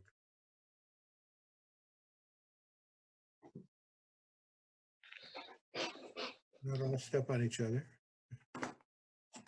I'll start. Mr. Opsimer, Yeah, so do we have the applicant on still? I believe. And who would be best to direct questions to? Would it be Dave or Jessica on the financial components? You know what? I don't see. Probably not. Where's Jessica? Yeah, Jessica's there. Yep, we see. Yep, I'm here. Okay, and there's Dave. Yep, okay. Okay, so Jessica, can you walk me through one more time, out of the total incremental tax capture? Obviously, there's going to be significant incremental growth. I don't have those two numbers, the current taxable value versus the estimated one. But I'm curious, when we look at the incremental growth over the years of the capture being proposed, what percentage overall is being captured versus what isn't? Sure. So I can give you the current taxable value is 183,135. The estimated taxable value following development is 469,343.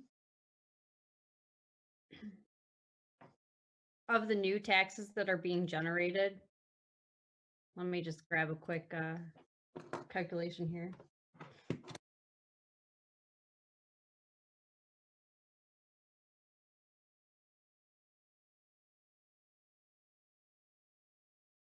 It's almost exactly half. So we have 10,523 in year one that's being captured. And then the remainder of which goes towards either debt millages or state taxes that are not captured, which totals just over 10,000 as well. Okay, so it's about a 50% pass through on overall property taxes for the site. So thank you, that's important to me. And then Can I clarify on that just with the language that I wouldn't call it a pass through necessarily, in that of the new taxes generated, the 10,000 is attributable to the local tax millages, so the township and the county, whereas the taxes that are not captured are going to the state as well as the debt taxes. So it's not necessarily a pass through, they're just taxes that we're not capturing. correct, thank you for clarifying that. But nevertheless, the numbers you gave were the ones that I was most interested in, based on what the outcome will be. My other question is, how did you arrive at the number of years? It was quite significant, 27 years, was it? So why such a long capture? The reason for the number of years is based both upon the taxable value that's estimated, which we did consult with the assessor on, as well as the fact that we are not capturing the state taxes. Obviously reduces the amount of tax capture coming back to the developer, thus lengthening the period of capture. So it can't, so given the percentage of taxes that are not capturable, is that pretty much how far out you had to go? Was the full 27 years? Correct. Okay. So that's okay. That's a positive for me because it essentially for the township means it's an interest-free loan for a longer period in which inflation is occurring. And then what are the environmental hazards on the site? That's my final question. Sure, and I can summarize those, and I'll have Casey chime in too as well, just to maybe add a little bit more technical background. But when the property was purchased, it was a closed leaking underground storage tank site. It was closed, however, there was residual contamination remaining. And that contamination is pretty much spread across the site, primarily in the soil. And it's exceeding direct contact as well as vapor exceedances, which are really the ones that are going to impact the development the most. But I guess, Casey, if you want to jump in and touch on any of the specific contaminants. Yeah, we have, can everybody hear me? Yes. We have contamination, petroleum contamination in the form of benzene, toluene, ethyl benzene, xylenes, limited PAHs associated with gasoline constituents. Like Jesse said, above drinking water protection, above groundwater surface water interface protection, and above soil volatilization to indoor air criteria. The drinking water protection issues are restricted via a restrictive covenant in the closure report from 2013, such that you can't put a potable water well on the property. You can't use groundwater for any purpose on the property. And that is in perpetuity of ownership of this property via the restrictive covenant.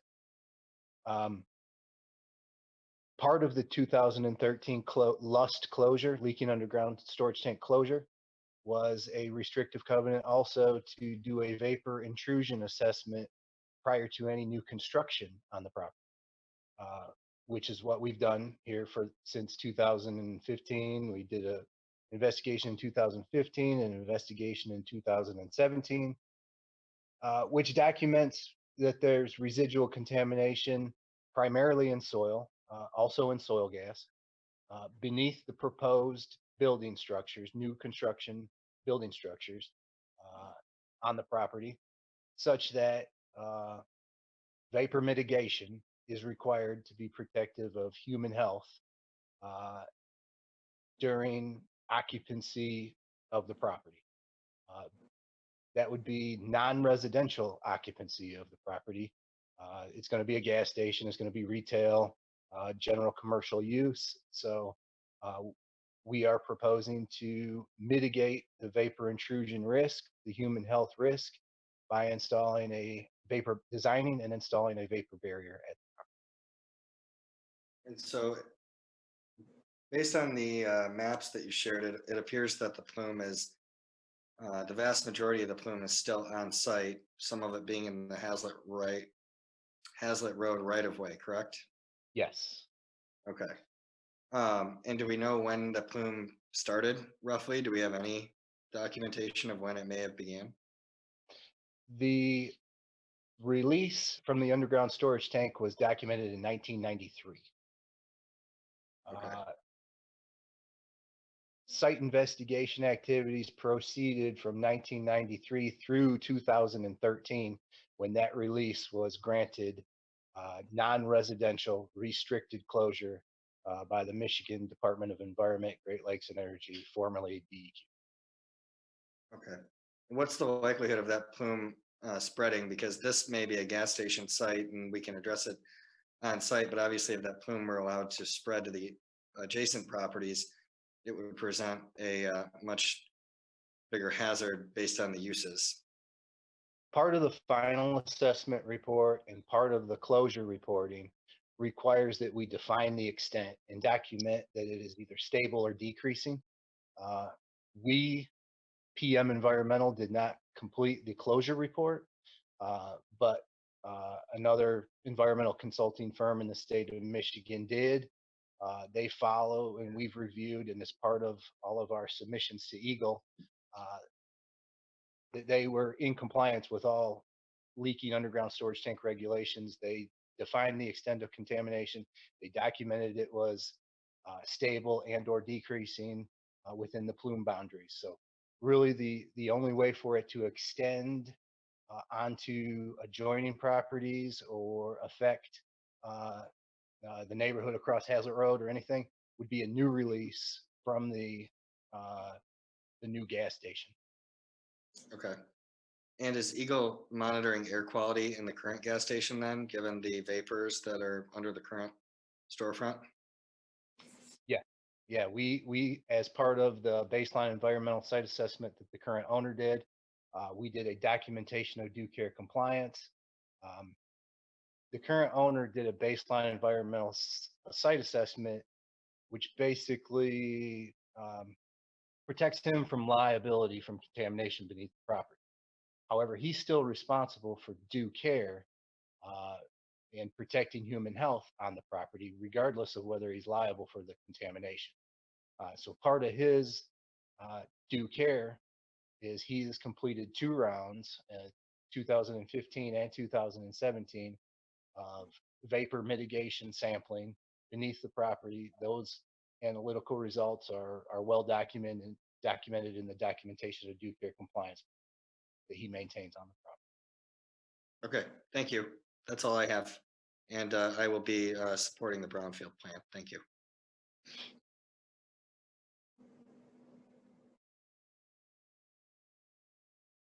Ms. Jackson. Thank you. I believe my question might go to Mr. Armstrong. I noted that, I noted that in the plan, we're adding, the developer is planning to add a diesel storage tank.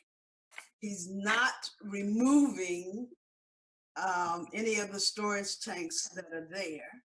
And I'm wondering if in this process of removing earth and water and digging things up, that there is an assessment of the remaining tanks that I assume are going to continue to be used, an assessment of their lifespan and their health in this situation.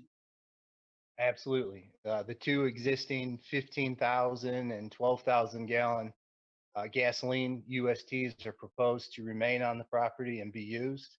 A new 6,000 gallon diesel UST will be installed in the same vicinity of the gasoline USTs. And part of Michigan regulation and federal regulation is he has to have a certified operator of the underground storage tanks at the property. So in addition to being a certified operator on site, monitoring inventory, doing the tank tightness testing as required on a 3 to 5 year basis per federal and state guidelines. The tanks that are installed were installed at the property in 1995. They're fiberglass reinforced plastic tanks. They are very not likely to corrode, so to speak. The tanks that leaked, as documented in 1993, were steel tanks. They were removed and replaced with the existing 15,000 and 12,000 gallon fiberglass tanks. They are mandated under federal and state regulations to have a Class A underground storage tank operator at the property that monitors inventory of those underground storage tanks on a daily basis. And I can't remember if it's quarterly or semi-annually that those reports go to Lara, but they're maintained via a certified operator on site, and those inventories are reported to the state on a regular basis. I can get back to you on when they are required exactly to provide those reports to Lara. Thank you. Mr. DeShane, I think you had your hand up. Yeah, thank you. So it appears we've got these volatile compounds, gasoline in the soil now, and the two areas have been sealed in 2015 and 2017. Will they be resealed again, or are those seals that exist on some of the infiltrated areas good moving forward, Casey? I guess I'm kind of confused on the question. In 2015 and 2017, we sampled soil gas, both within the building footprint via subslab soil gas sampling. We cored a hole beneath the building, inserted our sampling materials, and collected a sample. We also did exterior soil gas samples via temporary points, all of which were sealed by PM Environmental and abandoned in place. There are no soil gas sample ports present on the property right now. So, okay. Collected the sample, we sealed up the sample locations, and they are abandoned. I follow you now. So the only thing that's been sealed is the cores that you took out of the ground. None of the areas have been sealed to prevent further gases from escaping. Is that correct? That's true. Yes. Okay. Now your plan isn't to remove these dirty soils, that the infiltration by the fuels are not that severe. Is that correct? Is that your assessment, that we can safely seal these soils as long as we don't drill water wells down there? The level of pollution is not such that it requires removal as we needed to do in our Village of Okemos project. Is that correct? Yes and no. There's portions, there's utilities, there's building footers, there's probably a stormwater detention basin that's going to be installed. The site is a property, so it's a facility, it's a contaminated property via in accordance with the state of Michigan regulation. Any soil that comes off of the property cannot be reused as clean fill at a residential property, at another construction site. So any soil that comes off of this piece of property that cannot be reused on site in a similar area of contamination must be properly disposed at a type 2 landfill. So any trenching that we do for utilities, any trenching we do for footers, stormwater detention basins, any of the proposed construction will be disposed off-site at a type 2 landfill because of the facility status of the property. So just via the construction of the property, some of the soils will be remediated because we're going to dig plenty of new structures on the property. That soil will be properly disposed off-site. With that being said, residual contamination will exist above the non-residential vapor intrusion screening levels, supporting the vapor mitigation barrier that we are also going to install beneath the subject property, the occupied building. I also plan to support this. This is exactly why we have a BRA, to clean up a dirty site. Gas stations are notoriously dirty. This one seems as dirty as we might have expected. This is why BRA funding is out there, to allow us to clean it up and for those costs to be captured over decades to come. It's a good investment in the future. Thank you, Casey.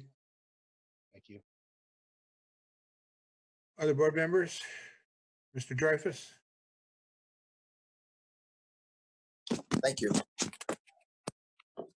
I have a question for the applicant. Is there going to be an electric charge station? If so, how many places or slots available?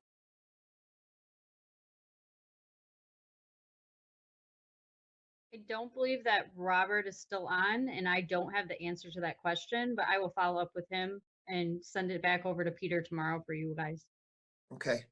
I think it's kind of important because if the project is proposing a 27-year lifespan of payments of foregoing foregoing taxes, a significant chunk, 50% of the captured taxes going to the developer, I would think that we're going to be looking at a society that's moving towards electric vehicles.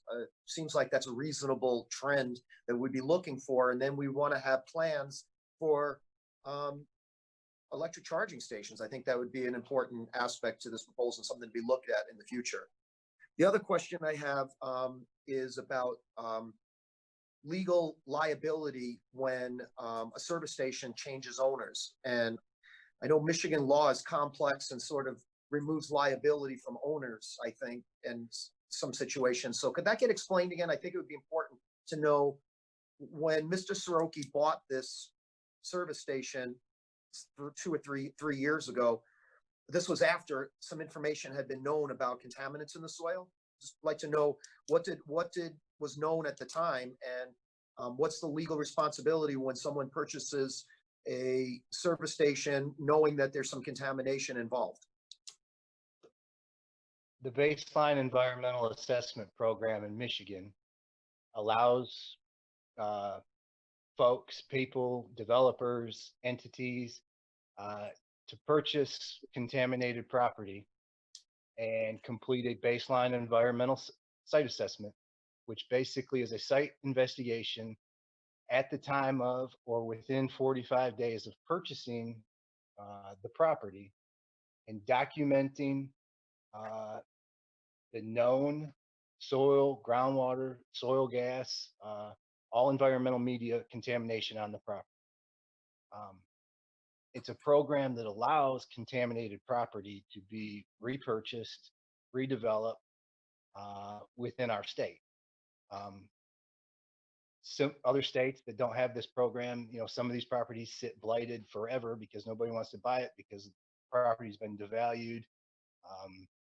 It's known to be impacted. Nobody wants to pay to clean it up. So in Michigan, we have the baseline environmental site assessment program. A purchaser does a site investigation within 45 days of purchase, submits that information, submits that report to the state of Michigan, in this case, the Michigan Department of Environment, Great Lakes and Energy. They file that report, and it protects the new owner from liability from existing contamination beneath the property. With that being said, that does not exempt them from due care. They have an obligation to complete due care activities that make it protective of human health via employees, anybody visiting the property, anybody that is walking their dog across the property. So to be in compliance with their baseline environmental site assessment, they duly have to be in compliance with due care, which means they have to protect human health from any existing contamination beneath that property. I can add to that. In Michigan, environmental liability is based on causation. If you performed an activity that caused that release, you can be found liable for that release. Prior to 1994 and Part 201, liability in Michigan was a strict status liability. If you bought a piece of property and there was contamination, you assumed that liability. So with under Part 201 and liability based on causation, what PM was able to do when the owner was looking to acquire this site, they performed their phase 1 environmental site assessment. Their phase 2 looked at the history of the site and the known contamination, and were able to prepare that baseline environmental assessment and submit that to the state, to the Department of Environment, Great Lakes and Energy, to qualify the new owner as a innocent landowner, non-liable party under the causation rule. And with that, as Casey indicated, you have the new owner operator, even though there is impact there and they're not technically a liable party associated with that release, they have an obligation to own and operate that property and exercise due care.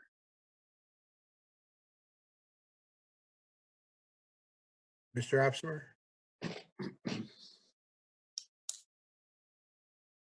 You're muted.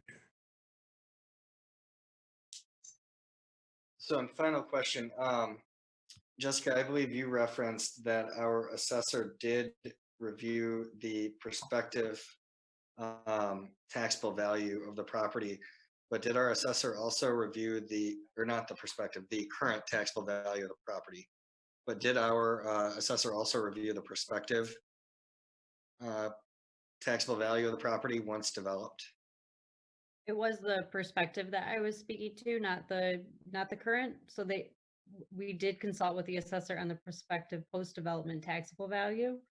That was back a couple years ago when we first started looking at the plans. So an inflation rate was added to that original number to bring us to the number we have today. Okay, excellent. Thank you very much. Ms. Blazinski? So I just want to, it's really complicated and just want to make sure I understand. There was a phase 1, phase 2, and a BEA that identified all the contamination on the property. We've identified that there's both soil, groundwater, and some vapor intrusion contaminants that are happening. But to remediate that, there's relatively new gasoline tanks. We're going to that have leak protection that are fiberglass. We're going to install one diesel tank that will also have leak protection, and I assume made of a non-corrosive material. You mentioned that there has been some soil contamination that's been removed with the new tanks, and also whenever we do new development, we'll install vapor intrusion under the building, and then you'll have a certified operator that'll maintain that leak protection happening every day. I didn't mention, it appears that the plume extends north into Hazlitt Road. So that is, I assume there's monitoring wells just north of that would probably extend towards our surface water, which would be Lake Lansing. And are those being monitored, and how frequently are those monitored? They were monitored during closure activities. Okay. So are they being monitored now? No. Were they the information that granted closure in 2013 were confirmed during the BEA activities in 2015, which confirmed that there was no increased concentrations in any of those down gradient monitoring wells. So basically the 2015 BEA confirmed that the concentrations identified during the 2013 closure activities were consistent. There was no new release that had occurred, and concentrations were stable or decreasing.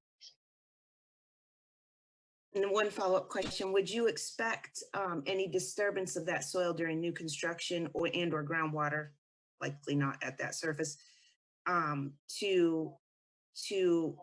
any disturbance to add to or maybe change that closure status at all? I do not. In fact, I think if anything, it's going to help the contamination on the site. Another thing we didn't touch on, we do propose up to 6,000 or 10,000 gallons of groundwater remediation during building construction. You know, we're going to dig a hole, we're going to create a sump. Certainly, water is going to infiltrate these cavities, and we propose to additionally capture and properly dispose of any groundwater that we encounter during construction. Excellent. Thank you. I appreciate all that. Great job. Other board members? Mr. Dreyfus? Thank you. So on a philosophical scale, it's really important to use brownfield money and clean up contaminated sites. That's definitely the purpose and intent of it, and that's usually an excellent way to go. But each project needs to be looked at on its own merit, and not just in general in a sort of a wholesale manner, but more in a specific manner. This is a super long payback period of 27 years. It's probably the longest I've heard in the proposals that have come here before Meridian. The original project itself has had a number of problems because of conflicts with the neighboring owner of the shopping center adjacent to this. There was issues with parking, issues with the site location, issues with sort of the setback, sort of the fencing and the boundaries between the two properties. And the other property owner was not happy with this. And, there's been at least one board member here, if not more, that's tried to paint that property owner in a very negative light in different situations. And I think that, again, there's different views on this project. I have not heard any community members really being very happy in writing letters and calling this a revitalization or redevelopment, particularly revitalization of the Four Corners area. It's time to summarize the issues that first came up on this project a while back. And that is that the key idea of revitalization is different, I think, in different board members' minds, maybe also different in what community members think of revitalization. We have a gas station here that was owned by a local person for a very long time, and they treated that gas station very nicely in terms of landscaping and appearance. I've made this comment in the past, and people have actually made fun of me for saying this, which I find kind of amusing itself, which is odd. The gas station had been recognized for being a more attractive looking gas station with some unique trees painted in vibrant white color that gave it a nice look. And people have often said that it was a good looking station, just as far as service stations go. It was also set back from the road a bit, so it didn't impose on visual landscape on the corner of Hazlitt and Marsh. A new person came in who owns a whole bunch of gas stations in the Detroit area, in Southeast Michigan area. They own a whole series, I don't know how many, 7, 8, or 9, a number of gas stations. And they came into this area to purchase another gas station, this particular one. And the goal after purchasing it was to actually really enhance the convenience store component of it and, build up a little bit more of the repair side as well. But really the goal was to make this and build up a larger convenience store. So the goal, again, is what we do as a community is the goal of revitalization is just to have a convenience store on the corner.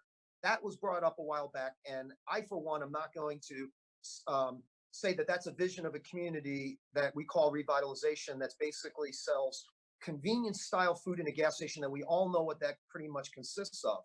It's perfectly fine as an existing use and in a nice looking station. But I had concerns about a large expansion of a convenience store and then the idea of urban renewal to create this urban feel, which is to move it close to the road. That works when you have a coordinated mixed use project that has landscaping of features, more amenities, and actually has a whole thing that's approaching for a residential component typically as well. And you are trying to move that closer to the front. This is an isolated, literally one-off example at the corner that doesn't fit anything anywhere. Moving this one closer to the corner of the road is going to stand out much more clearly to people. Point of order, the site plan is not before us. That's right. And so the point is that the brownfield itself stands as to what we're actually funding here. This does relate to the argument. What we're funding here is, when we talk about revitalization, was it absolutely necessary to have to redo? Are we getting an entirely new rehab underground facilities that's going to completely clean up the area? This is what I'm trying to understand based on the questions that Trustee Wazinski asked and Trustee Opsimer asked. I'm trying to understand what the applicant said to understand if this was going to be completely recleaned and reclaimed underneath that area. And my understanding, I may be mistaken, but my understanding is it's not going to be the case. That it's going to be partially rehabbed, partially done. Part of the plume, part of it's going to be addressed. Part of it is not going to be addressed. And all new tanks are not being placed underneath. As far as I'm aware, I think it was only going to be a partial redo. So the concerns are that we have a super long brownfield, and the township pays for basically helping to jumpstart the entire project through foregoing taxes, basically 50% of the taxes that are captured that are foregone. Some projects can stand on its own merit if the cash flow is good and can stand on its own, or particularly don't need the full amount of a brownfield to try to capture. It can be less than the full amount that's requested as well, so that the developer has a little more skin in the game as well. And from my perspective, this was a business deal that was made by a person who saw this as an opportunity in this township for part of their service center business that they wanted to expand throughout Michigan.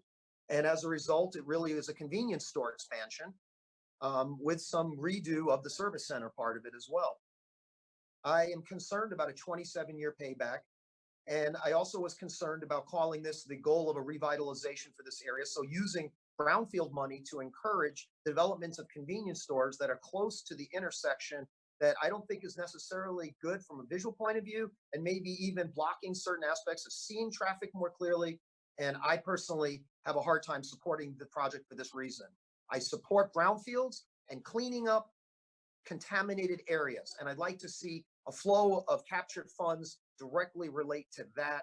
And I also like to see the outcome of a project be something the community is going to be embracing enthusiastically. And I don't believe an enlarged convenience store attached to a gas station is that kind of project. So for that reason, I have a hard time supporting this project unless they were going to do a full cleanup of the entire area. And if that is, then I would like to hear that as well. Okay, let's try to get to the end of this. Mr. Walsh, Can we pose Clerk Dreyfus's question to the consultant? He does this often where he doesn't actually, he poses it rhetorically. Let the applicant. Mr. Officer, just give me a chance. Mr. Walsh, would you like to tell anything that we have missed here? Anything that you can add to this as part of the Brownfield Authority? No, I think for most of the discussion tonight, most of it has been spot on and good questions and all of that. The Brownfield Board was unanimous in their decision, and there's some very, very talented people on the Brownfield. Including Ned Jackson, who I consider one of the brightest when it comes to environment.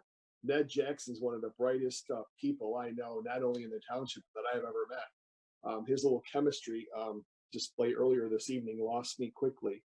So the Brownfield Authority looks at a way of cleaning up the property, not getting into the location of the building. That was a decision 2 or 3 years ago. But for as far as the Brownfield, they see it as a major cleanup of the property, and that's what the funds are to be used for. So speaking on behalf of the Brownfield, I don't know if Mr. Menser has anything else, but it was unanimous, and a lot of these issues that came up tonight from the trustees were certainly asked at the Brownfield level. So that's where we're at. Again, I think it was a 7-0 vote. Mr. Armstrong, did you have anything you wanted to say on this? No, I understand the concern. And to be honest with you, I grew up in Meridian Township. I worked at this gas station in high school. I know Matt Lentz personally, a former owner of this property who kept immaculate care of his station and his employees and his customers. And the developer that has come into this situation, I believe has a genuine interest to serve the community. There's alternatives where different developers with different plans or different station owners could come in and quite frankly not put the amount of attention into this station that this developer intends to. So I speak from a slightly sentimental involvement with the property because it goes back to my teen years, and a scientific point of view because I've been in this industry and with this company for 20 years, and I've done multiple investigations on this property. So I absolutely respect all of the board members' point of view on this property. And I sincerely believe that this developer fits the property better than a lot of alternatives that could come into this particular location. Final comment from Ms. Wazinski and then Mr. DeShane, and then we're going to go to a vote. I just want to clarify that I believe all of the steps that the developer as well as PM Environmental have taken are in compliance with Eagle's regulatory action. So by no means do I think any of the contamination that's left on site puts anybody at risk. I believe it's within the regulatory actions of what is required. So I just want to clarify that.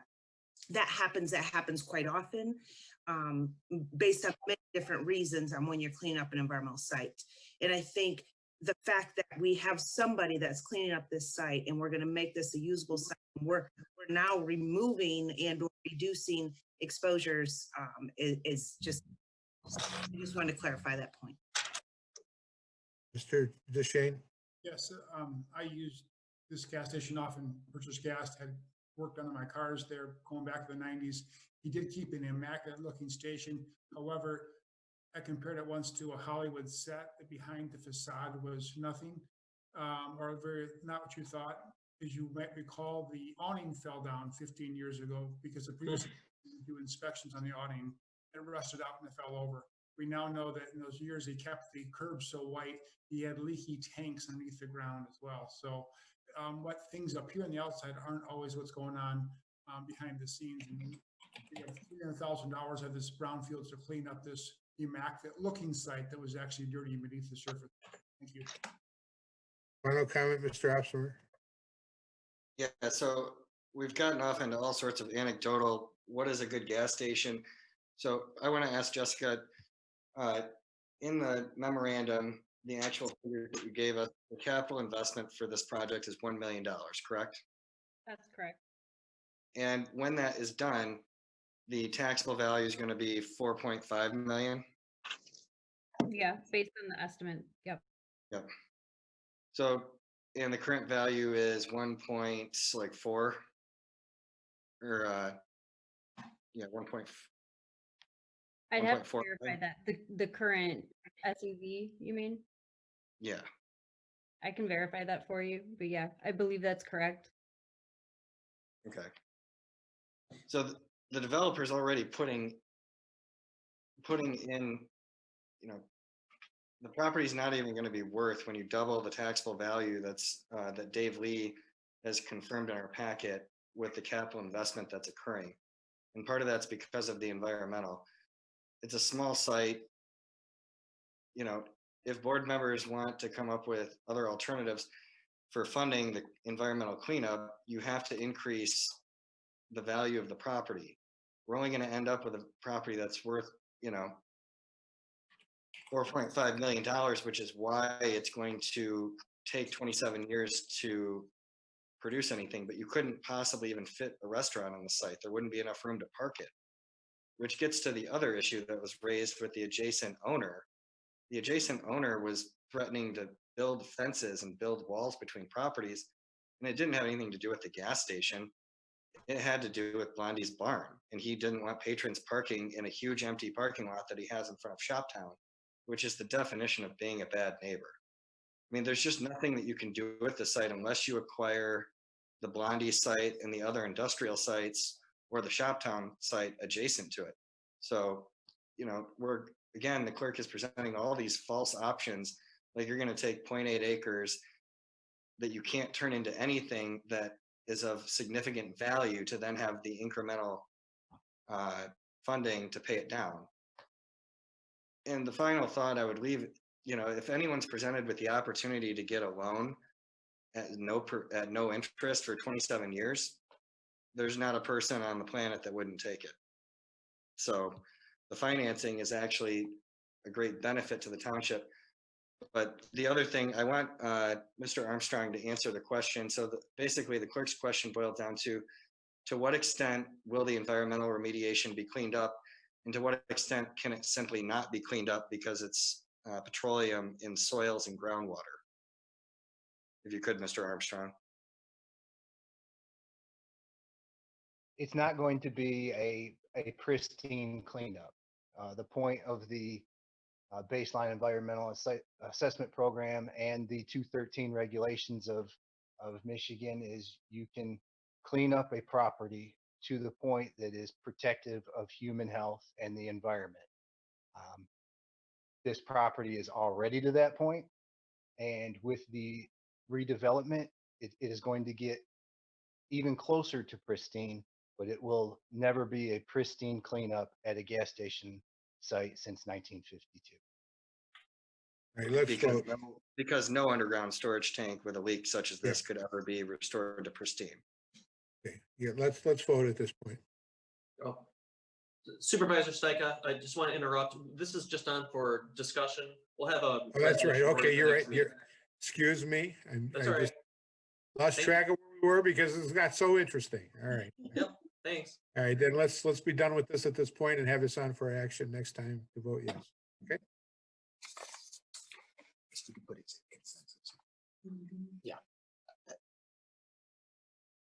Now come to community policing discussion. I believe our chief has been patiently on the meeting here for a long time, and he's going to talk about how Meridian polices and why we should be supportive of his department, I believe. Go ahead, chief. Good evening, Mr. Supervisor. I just wanted to have a conversation about the way the Meridian Township Police Department actually polices. There have been questions from community members and others. I spoke to Rotary this afternoon about policies, procedures, trainings that we provide our officers to try and ensure that we are doing the best job, the best way for the citizens and visitors of Meridian Township. One of the things that we do biannually, and we make sure, is we conduct a fair and impartial policing course. Every officer in our agency goes through a fair and impartial policing training, and then also we've conducted implicit bias training. What that does is that provides at least an understanding that we all have implicit biases and that we have to maintain composure and check ourselves to make sure that we don't allow those to guide our actions. A lot of questions have been about our use of force policies and arrest management policies. Several of those questions have asked, when's the last time that policy's been updated? How is it reviewed? Who reviews it? Well, as you all will remember, we received our accreditation in February, and we had an on-site assessment by outside assessors from across the state, and they checked our policies and procedures for best practices. And one of the policies that has the most scrutiny are those use of force policies, the arrest management policies, to make sure that we are following guidelines that are widely accepted as best practices. Questions have come up about whether or not our organization allows for chokeholds, and we do not. Our policy for years has not had any kind of neck restraint chokehold allowability in it. It is it's kind of, as my letter to the public that hopefully you saw, it's archaic and it's not something that is modern policing. There are many other ways that we can go about taking control of somebody in a safe manner if it comes to that. But we try to bring things so that it doesn't even have to come to that position. We conduct, every officer that works for Meridian Township Police Department is assigned 3, 4, maybe even 5 neighborhoods. I know that Trustee Jackson, and I think all of the trustees at one time or another, the treasurer, have been at our community policing meetings. We meet quarterly with neighborhood leaders. We have 135 neighborhoods that are assembled and 144 people who, they don't all come at once, thank goodness. We would have a hard time with capacity, but come to these quarterly meetings and are updated about what's going on in the township, while those officers assigned to those neighborhoods make sure they make monthly contact. We also have our school and community resource officers that are embedded in both our Okemos and Hazlet school districts. Those build relationships and familiarities with the administration of those districts to make sure that they have a consistent point of contact. And so as our mission statement says, we're grounded in this community and we listen to our community, and we have the ability for those members to have access all the way to the top, the manager. And we've had community members actually come and make comment, public comment, or send correspondence to the board. I've policed in more locations than just Meridian Township. And I will share with you that our connection to the community is by far more engaging than any organization. And I'm not being disparaging about any other police organization. I'm just saying the way that we do our policing here in Meridian Township is guided by those principles that are brought forth by our community. It's really a special thing if you think about it. If you take a look at some of the other organizations They try to paint law enforcement with a national broad brush, but we each have our own specific and unique communities, and we take our guidance from those who we police. So I would entertain any questions that maybe board members would have about our operations here. I am working with Manager Walsh. We're going to set up a community forum on policing so that we can have a broader discussion with those community members that might have questions. But we want to do that sometime in August, hopefully when things reference COVID start to ease up, where we can utilize maybe one of the school auditoriums and maintain social distancing, but have that personal dialogue as opposed to as some of the challenges that come with the Zoom meetings.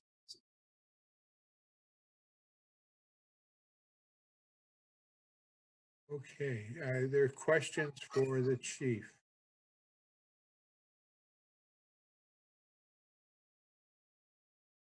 Mr. DeShane.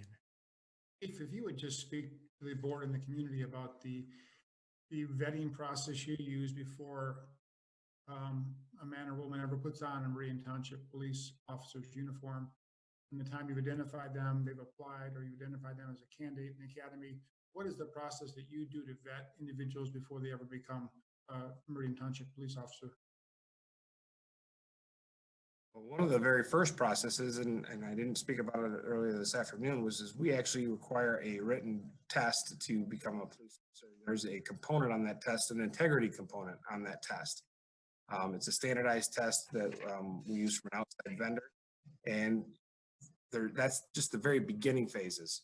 Once the applicant has submitted their application, and if passed an interview process, the first initial interview process, a comprehensive background is done. And that's a face-to-face background investigation where we assign someone. It usually takes at least 40 hours for the investigator to complete, and they make home visits, they visit former employers, school visits, collect all of the records as far as school and employment records. But not only that, they check those social media sites, which they can publicly see, to make sure that the person is of good character.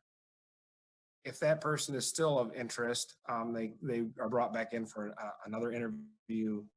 If we are thinking we're going to provide them with a conditional job offer, after that, we have a psychiatrist that does an evaluation of that person, which is required by the state.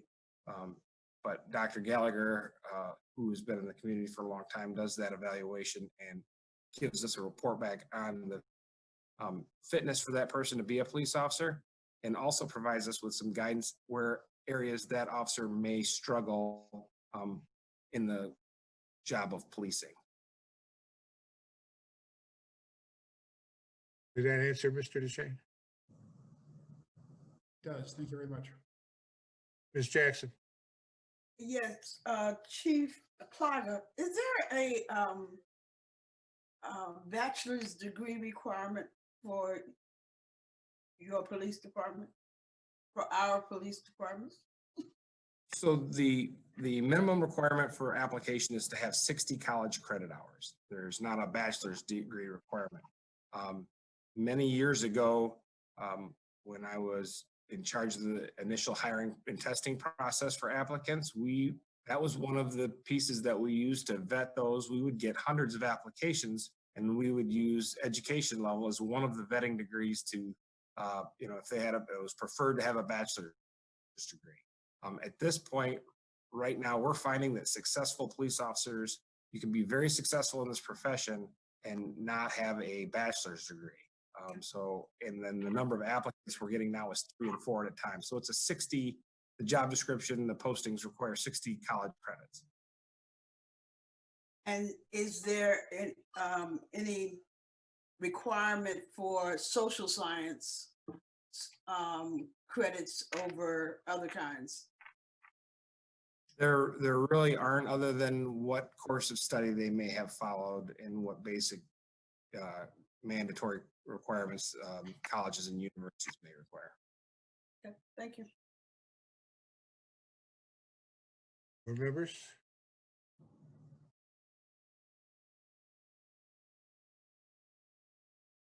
Chief, there's been a lot going on in terms of policing throughout the country with regard to the protests, et cetera, that have been happening. If a Meridian police officer were to act in any way like we've seen in some of the incidences that we've heard about in the news, what would you do? What would be your procedures? Well, the first thing that we would do is we would take that person out of duty, and then the severity of if there was a crime actually committed, we'd be directly in contact with our county prosecutor, bringing forward case. Honestly, we wouldn't be the ones that would investigate our own. If there was criminal activity, we would request that the state police come in and conduct that criminal investigation for us.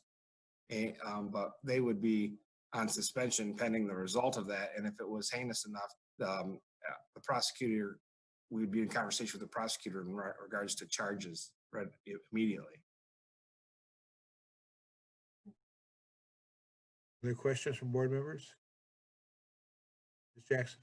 I just add that I'm looking forward to the community-wide discussion about the Meridian Police Department and how they serve us in August.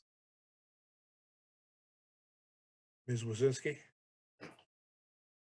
Just want to add, I agree with Trustee Jackson that I'm excited to see that as well.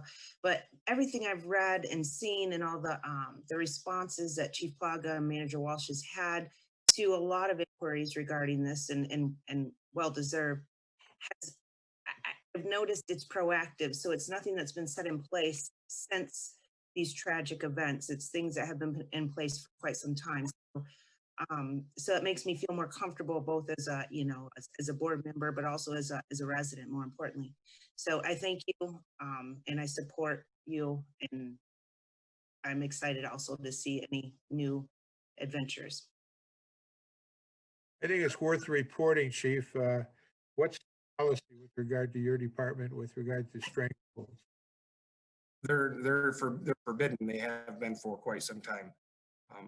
Our control tactics are ethically and legally vetted, and then we send our instructors that we use in-house out to trainers by national trainers. And if you look at many progressive police departments, they just don't allow them. There are so many other things. There's so many other ways to handle a situation like that. There's no need for that. Thank you. Anyone else? Yes, Mr. Walsh. Good discussion. I am too looking forward to August, and it's been a tough few weeks, and I think that for our community, and we have the right person leading our department. And one thing that wasn't mentioned in the hiring process is that the final segment of a hiring process for a police officer is a interview with myself and the chief. And I can recall, and I think maybe the supervisor may recall this as well, approximately 4 years ago, there was someone in the hiring process, and a deep dive into his Facebook page revealed the use of the Confederate flag on several areas. That's the kind of investigation we do. You have to be a pretty prized individual to join our department. And I think that's why we're not perfect. We can always be better. And that's what a whole part of this discussion is going to be, is how can we be better? Even though we've got a great department, how can we be better? This is a serious issue. And I just hope everyone in our community knows that we take it seriously. We're going to continue to take it seriously. We're going to look to be even better through this whole process. Thank you. Thank you. And thank you, Chief. Anybody else? Any final words, Chief? I really want to thank the board for support. The department has been supported by this board, continues to be supported. We work with wonderful men and women, and I'll say it again, I've said it before, the folks that work here, when we go through that hiring process, I've asked them more and more, do we fill bodies to have boots and, feet and boots on the road, or do we go short and everybody pick up the extra work so that the right people are here? And resounding response from the officers is, we'll go short, make sure that you get somebody the caliber of the folks that we have here. and keep our department as good as it is. Thank you very much, board members. Thank you. I think you definitely have our support. Thank you very much. Okay, we now move on to the amendment to the vegetation, chapter 82.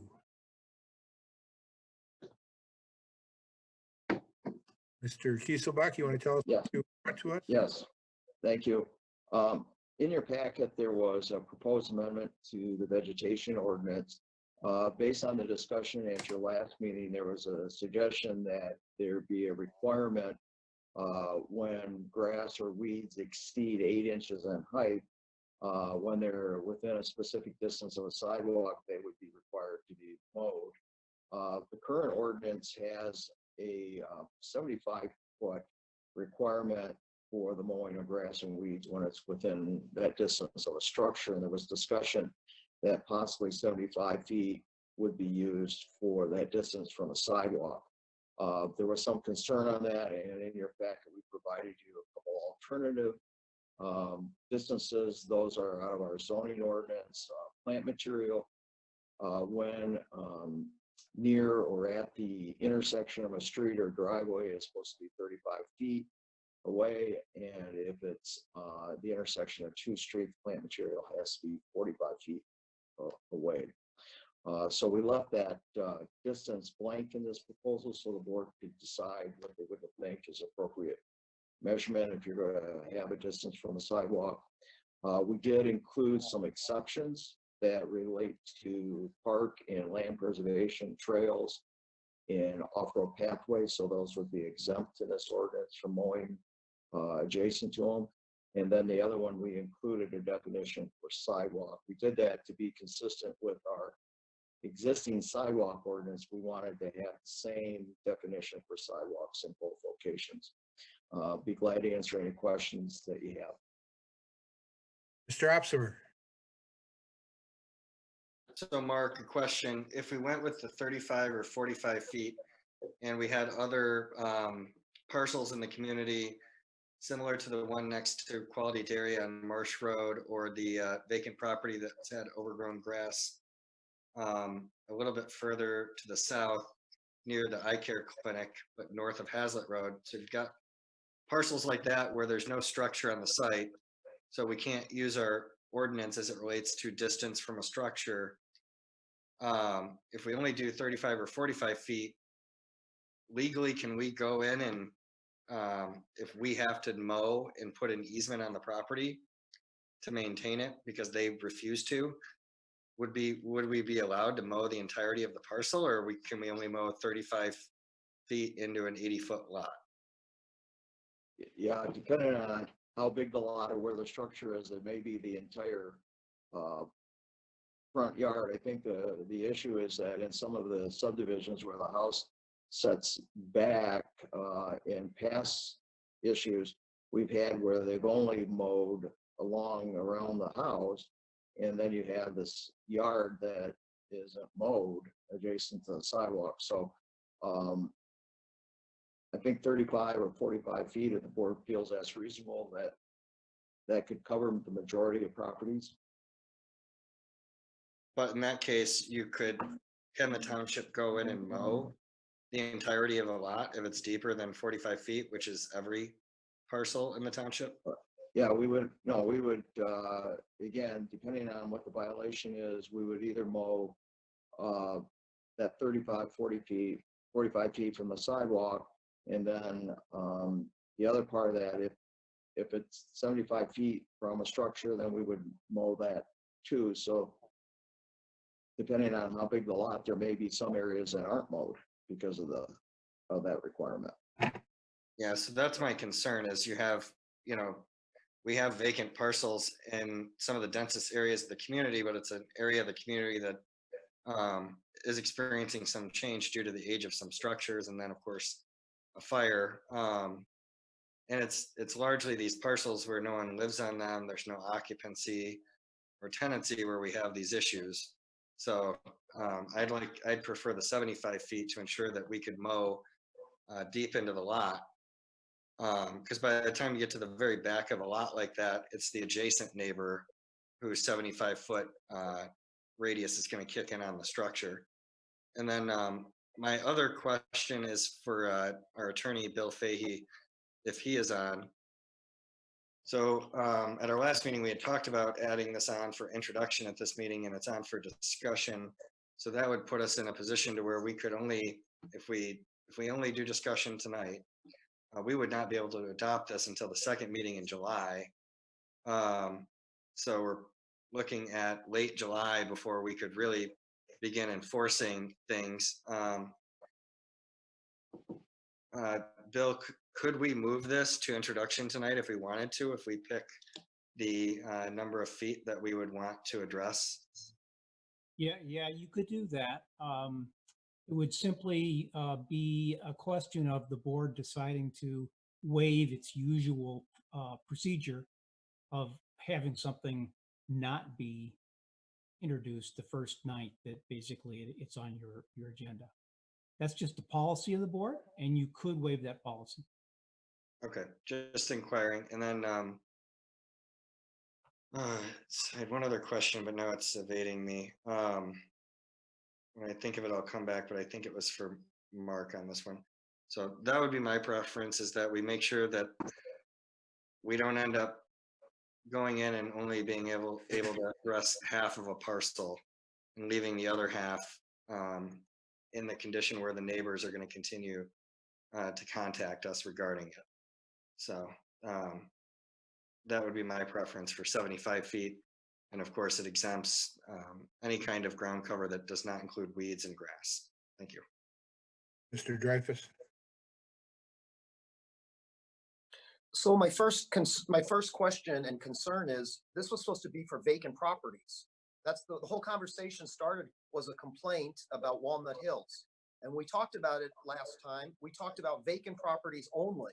This proposal looks like it's going across the entire township for all residential properties, not vacant properties. Am I mistaken? That's the first question I want to know, because we were talking vacant properties based on Walnut Hills exclusively and how that would interact with the rest of our community. And now we're looking at all property owners in Meridian Township be held accountable to this. Am I correct with that first question?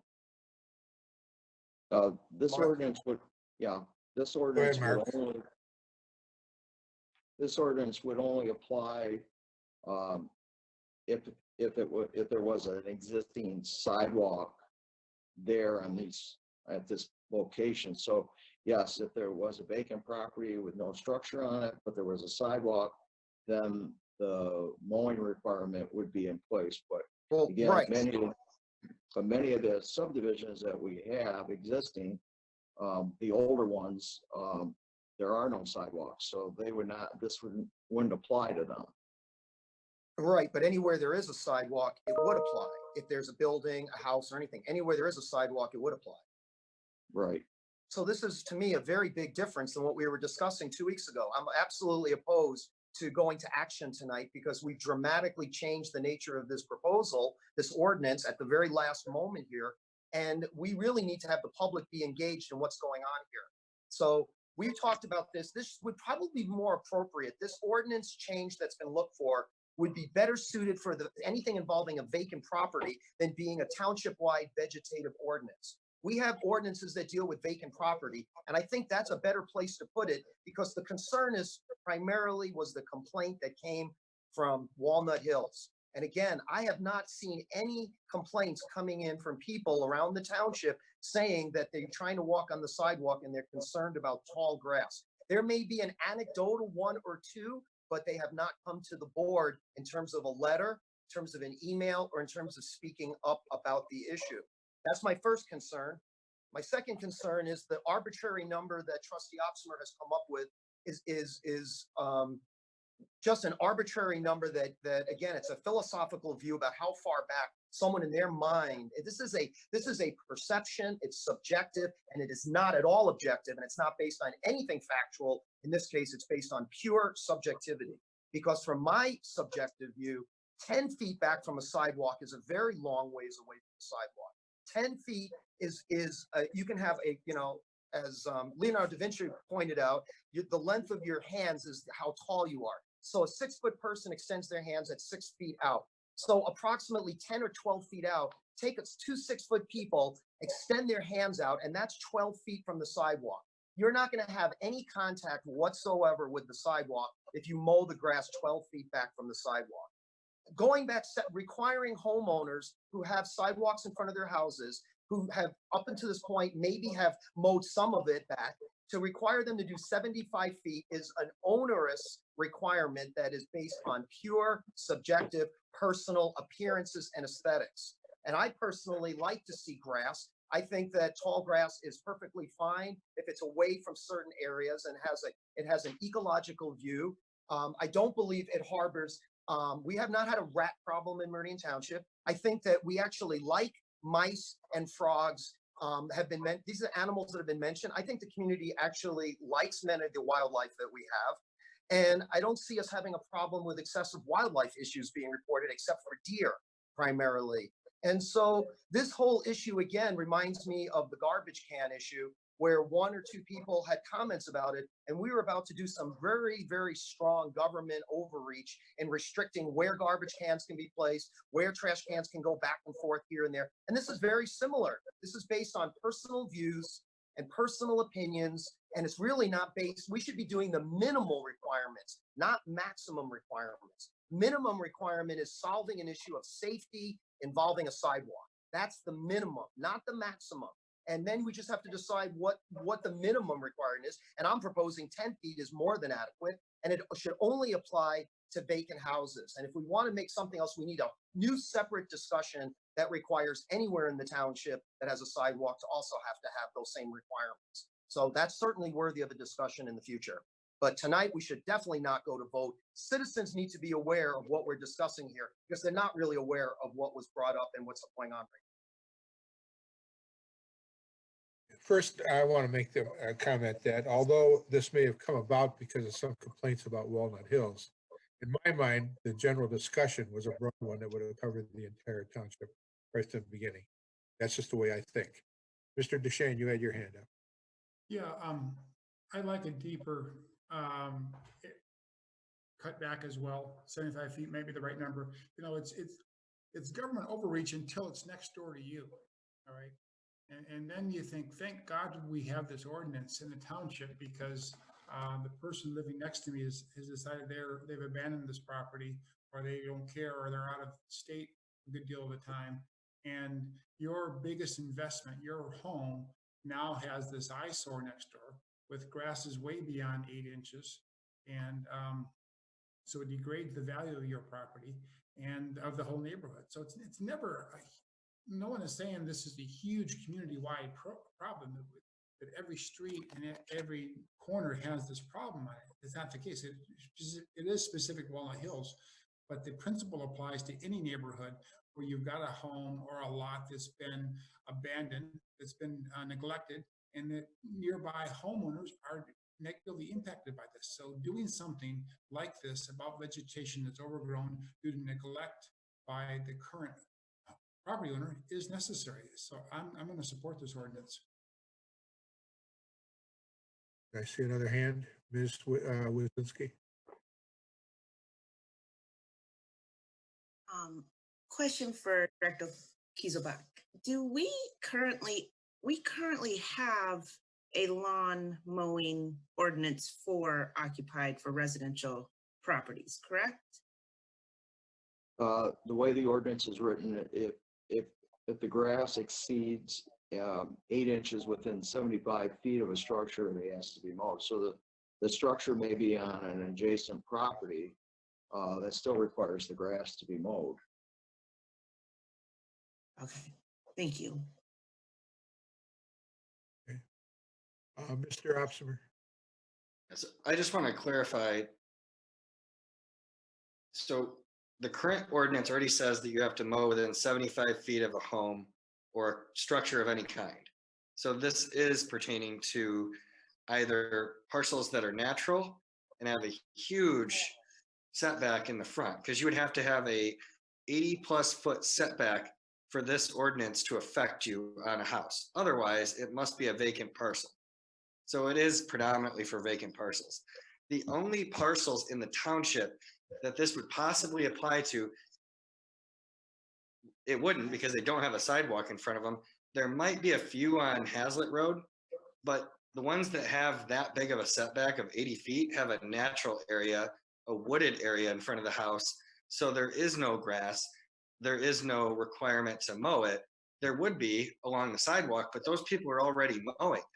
If you drive along Hazlitt Road, you don't see 5-foot tall weeds adjacent to the sidewalk. There are a couple of slopes,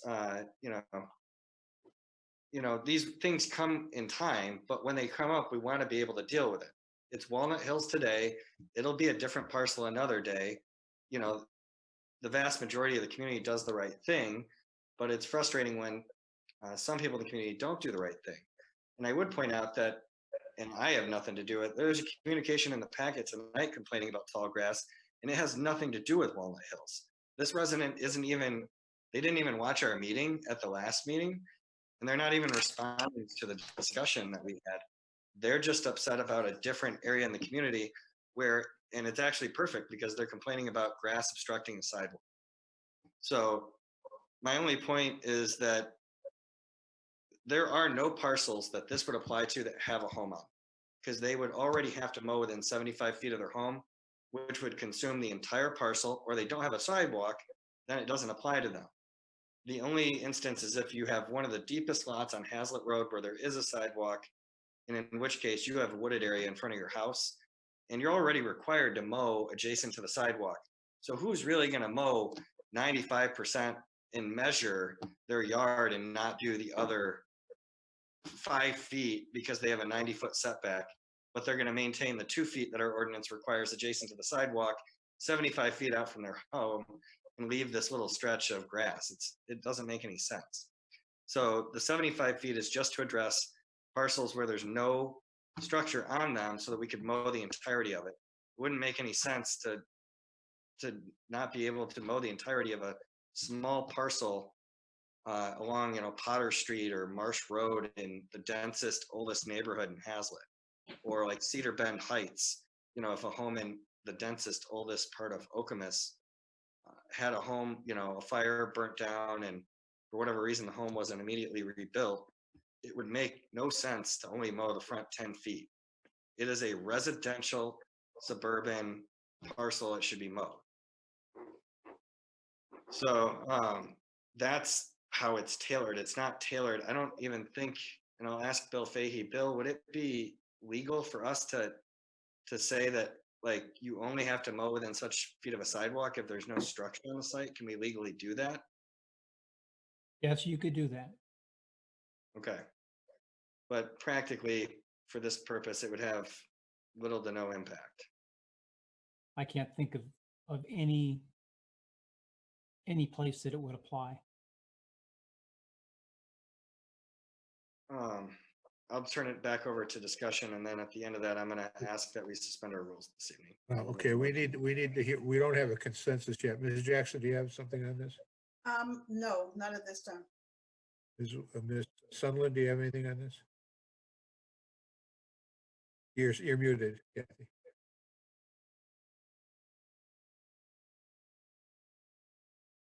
No, I don't have anything to add to the discussion. I think that it's a good discussion. Okay, okay, no opinion. Ms. Wozinski, I'm not sure where you were with this.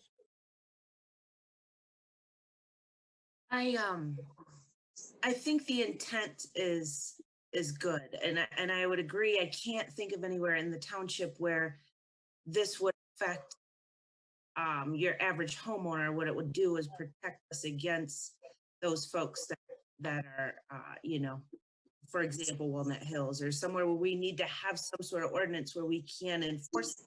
It's been a problem over and over, and we're just having a difficult time. So I'm in a position to support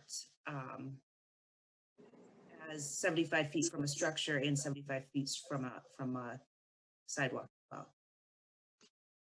Does anyone want to make a motion of any kind? Perhaps, Yes, I would move that we suspend our rules so that we can take this up under introduction this evening. Your support for that? Mr. DeShane supports it. Support. We need a vote on that.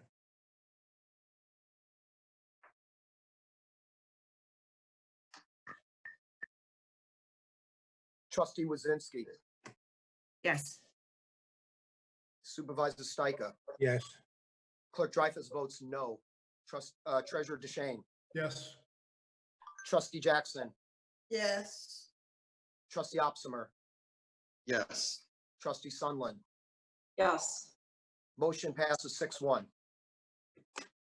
Is there a motion then, Mr. Upsimer? I would first move that we amend the ordinance in our packet to specify 75 feet of a sidewalk. Well, actually, what you want to do is you want to move to adopt the ordinance presented with the number 75 feet in it, right? Okay, I can make just one full motion, that's fine.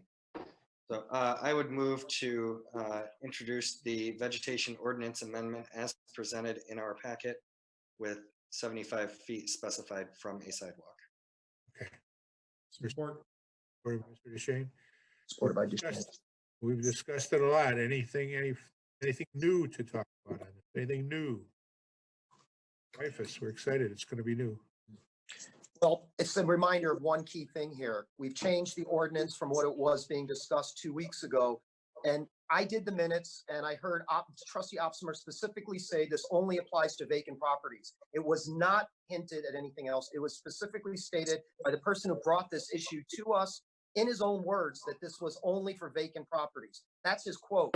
So I really have a problem the fact that we can change it, even if it only applies to a handful of properties in the township. I have a problem with that we can change our own board policy, and we can't simply wait and get some more input. And I understand that there's a concern about the mowing situation, but there's also a real issue here with having full transparency for citizens. I think this is a prime example where we're rushing and we really should let citizens hear more about this. So, and this should also not be in the vegetative ordinance. This should really be under the vacant property ordinance, not the vegetative ordinance. So for that reason, I'm going to vote no on this ordinance. I would just point out that we still have to have 2 votes. This will still have to come forward for another meeting. So there still will be plenty of opportunity for citizens to come forward and to learn about this, and to comment. Mr. DeShane. Yes, I'd just like to comment that I remember Trustee Opsimer, we were speaking a lot about sidewalks 2 weeks ago, not about it being vacant or not non-vacant. I don't get the vacancy, the transparency charge or lack of transparency charge. This meeting is televised.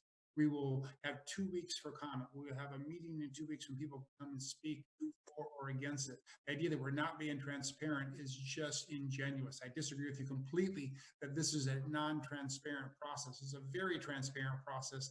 And for you to accuse this board of not doing that is just not accurate.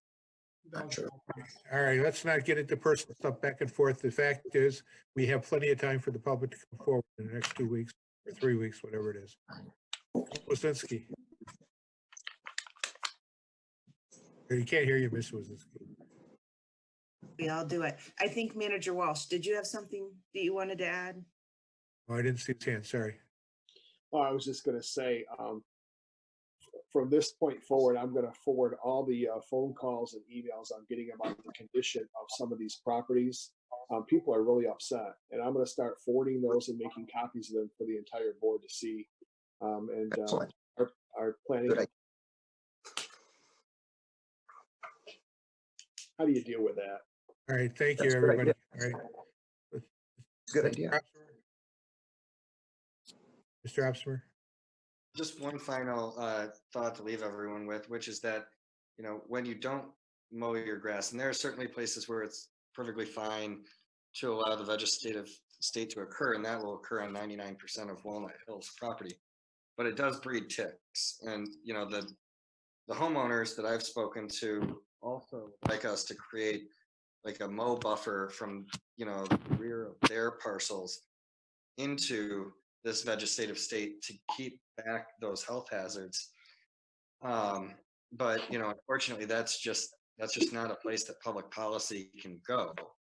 So, but there are real consequences, and anybody that's had ticks or fleas come into their home knows that that's a huge nuisance. And it was actually addressed in the citizen comment that we got this evening in our board packet that I referenced earlier. Ticks were also raised as a concern. Because people are rightfully concerned that they're just walking their dog down the sidewalk. And because someone can't take the time to mow the property adjacent to the sidewalk, their dog's going to come home and bring ticks into the house, and they're going to have to flea bomb. So it is a concern, and it does. And I just wanted to make sure everyone is cognizant of that. Thank you. It's time to vote on this. Vote done. Voting for me. It's up for vote. It's up for a vote. Supervisor Stika, Yes. Clerk Dreyfus votes no. Treasurer DeShane, Yes. Trustee Jackson, Yes. Trustee Opsimer, Yes. Trustee Sunland, Yes. Trustee Wazinski. Yes. Motion passes 6-1. Thank you very much. We now come to the comments from the public. Mr. Gibis, anything going on? We will accept telephone calls at 517-349-1232. And of course, anyone in the attendee areas will have to raise their hand via the Zoom feature. I'll pause for a second while we wait for people to call that number, 517-349-1232. And I'll take the moment to thank Samantha and Cortland, who gave up their Tuesday night to be here. We couldn't do this without them, and we really appreciate everything that they do to make sure that the public's involved in the meetings that we have ongoing here. I'm not seeing any hands, and I'm not hearing any phones ringing. So Okay, so we have no comments from the public at this point? Affirmative. Okay. I want to bring up, before we get into other matters and board member comments, I want to ask about next meeting. It's possible that next meeting will be virtual because the governor may not extend the order that allows us to do this virtual beyond the end of this month. If that is the case, I would suggest that we have the meeting at the fire station, a central fire station, because it's an air-conditioned place, and we won't be disturbing whatever's going on in terms of prep for elections, etc. Thoughts from others on that? Mr. Dreyfus? You can't hear you. Will the meeting be able to be televised from the fire station? I think we've done that before, haven't we, Mr. Walsh? Or Mr. Gibis? Yeah, we can, as long as we can get people.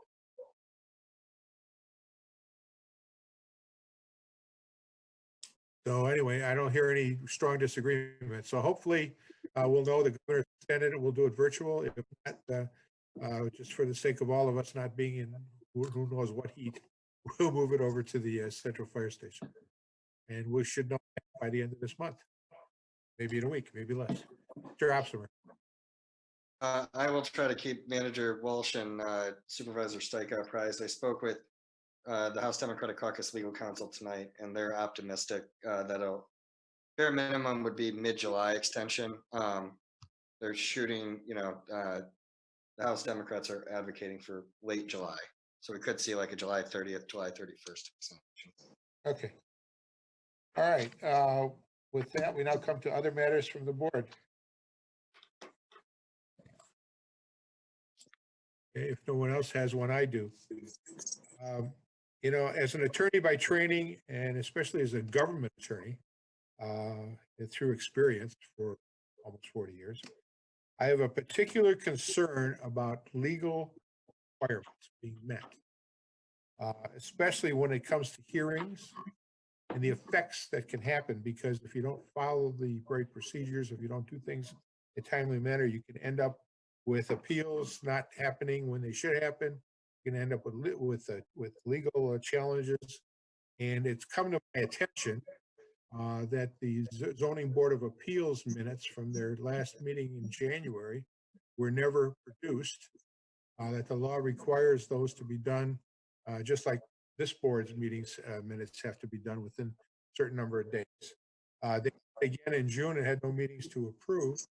And I have, hopefully Mr. Fahey's still on here to tell me what does it mean. I understand that the clerk's office normally produces these minutes, and the clerk's office did not.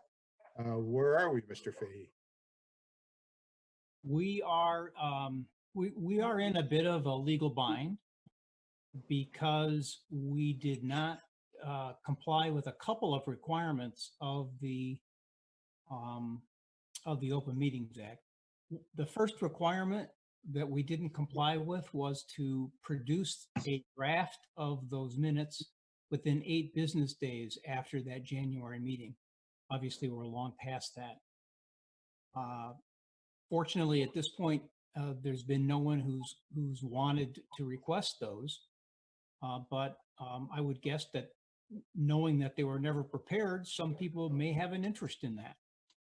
The second problem we have is that because the June meeting has now come and gone of the ZBA has technically doesn't have the ability to correct its minute, because the Open Meetings Act says that the only time they can correct the minutes is at their next meeting. And that meeting has now happened. It puts the township in a position, and it puts the clerk's office in a position where there are potentially exposures that the township faces to a lawsuit under the Open Meetings Act, which could lead to attorney fees being awarded against the township. There, in addition, are potential actions, both criminal and civil, that could be brought against the people who were responsible for putting those minutes together. My suggestion under the circumstances is that if these minutes haven't been prepared yet, that they should be prepared immediately, and certainly before someone thinks to bring a lawsuit against the township. Well, my purpose in bringing it up is not, I'm never as much worried about blame as fixing. And as I understand it, the clerk's office did not produce these, and they need to. And so hopefully that's what I'm going to hear, that they're going to be done, and that somehow our attorneys will find a way to remedy any situations that have resulted from them not being done. Mr. Dreyfus, you're still on mute. Yeah, I was surprised as anybody else was to discover the minutes had not been done. I first heard about this about 2 weeks ago.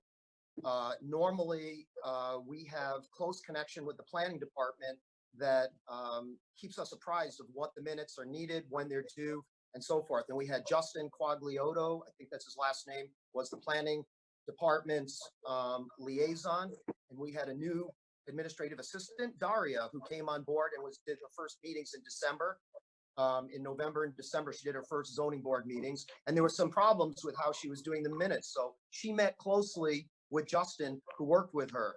After they had done the minutes, I never heard anything further in January. Daria was let go in March for not following through on many job-related duties. So the end of the discussion was there was no awareness that there were minutes that needed to be done. Normally, we would have Justin or the planning department say, we have to have the minutes done, and that's the normal communication that we've had over the years, and that did not occur in this case. So not being informed of that, there was no way for me to know that the minutes were not done. As soon as I found out about that, we immediately went into a mode to get the minutes done. Keep in mind that we still do not have a permanent administrative assistant that normally handles that. That was after March 23rd, we did not have that position filled until the first week in June. So there has been nobody in that role that does those particular minutes anyway. Once it became informed to me, I immediately took action to make sure that we get that done. We now have Robin Faust here, who is working for our department. She is excellent, has background in doing minutes, and she's already met with Mark, or actually has had contact, and they are going to have the minutes completed. Most likely tomorrow will be completed.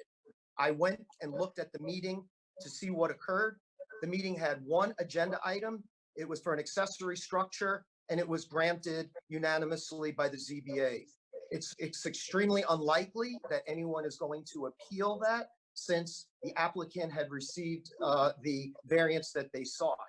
So the difficulty here was a planning breakdown, as Justin left the planning department in his role, and he did not Unfortunately, for whatever reason, communication did not occur between him, the planning department, and us. So in this case, in the future, we already contacted Mark, and I'm certain in the future that we're going to have, again, that same communication linkage that we had in the past so that this would not happen again.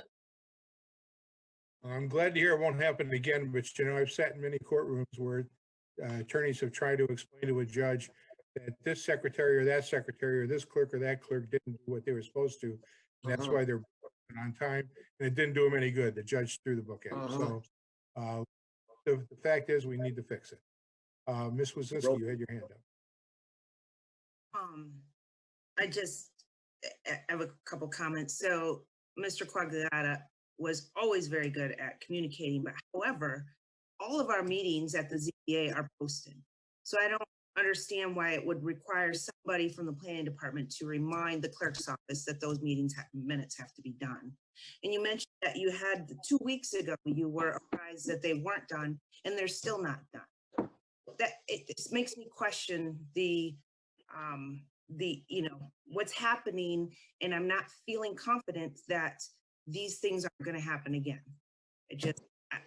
I'm feeling really upset that we're pushing blame back to the planning department when that's not the department's responsibility. Mr. DeShane. You're muted. Okay. Trustee Wazinski, this is mindful of what's happened with the election commission, and dates were missed, the law was missed. There are certain constitutional requirements of your job and my job, which are very clearly delineated for us. The township is paid for us both to go to extensive training on how to do these jobs, and to blame it on a planning commission staff person when this is your constitutional job to make sure these minutes are done doesn't wash with me. And my level of confidence that we won't be dealing with another issue from the clerk's office sometime soon is I'm pretty certain we will be, because I sense there's systemic problems there that aren't really being addressed. And I hope you'll take this as a second crisis in 2 months or 3 months and really look at your processes there, clerk, because what you got going now, these are falling through the cracks, and it's making the township liable for lawsuits, and makes us look like we're not a prime community, which so many of us are trying to achieve. Anyone else have comments, other matters and board member comments? Okay. Do we need a motion to adjourn? Mr. Absalom? Walsh. Oh, Mr. Walsh, yes, sir. I was raising my hand because Manager Walsh wanted to speak, so I wanted to make sure. I'm sorry, I didn't see it. Hey, that's okay. It's been a My long eyes night. go all over the place with these screens. Yeah. It's been a long night. I understand. Just want to clear up the facts again. It stated that we didn't have an administrative assistant until June. That's not correct. The administrative assistant came on board in May. There was plenty of time to get the minutes accomplished. I take a little bit of offense to this being blamed on the planning department. We all have to get better. This is sloppy. It's illegal. And as an organization, I take responsibility for this. No one else is going to. I'm going to. We've got to get better. Whether you're an appointed official or an elected official, you have a responsibility. And if somebody would have just said something, Michelle, my assistant, is terrific. She could have had this done in an hour. If somebody would have just said something, there's no reason that this sort of responsibility should go from January 8th until June and not be accomplished. And we will get better as an organization. Just so, again, to make myself clear, in my experiences as an attorney down through the years, the blame always goes with the person who is there in front of the court who doesn't have what they need to have. In this case, the clerk did not have the minutes. Mr. Dreyfus.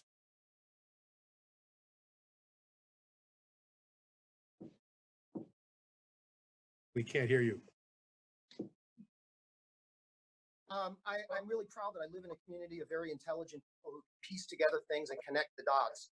And in this particular case, I agree. I've always taken top responsibility for anything. That's why I've never thrown my staff under the bus when issues have come up in the past that was caused by staff when I actually took the full responsibility. And I've always taken that approach. In this particular case, I've heard platitudes about we have to get better and improve. But what I've also didn't hear is that the planning department also does bear responsibility. It doesn't matter who at the end of the day I'm taking full responsibility. This never would have happened had somebody from the planning department literally said, the minutes aren't done. If that had happened at the end of January, the minutes would have been done.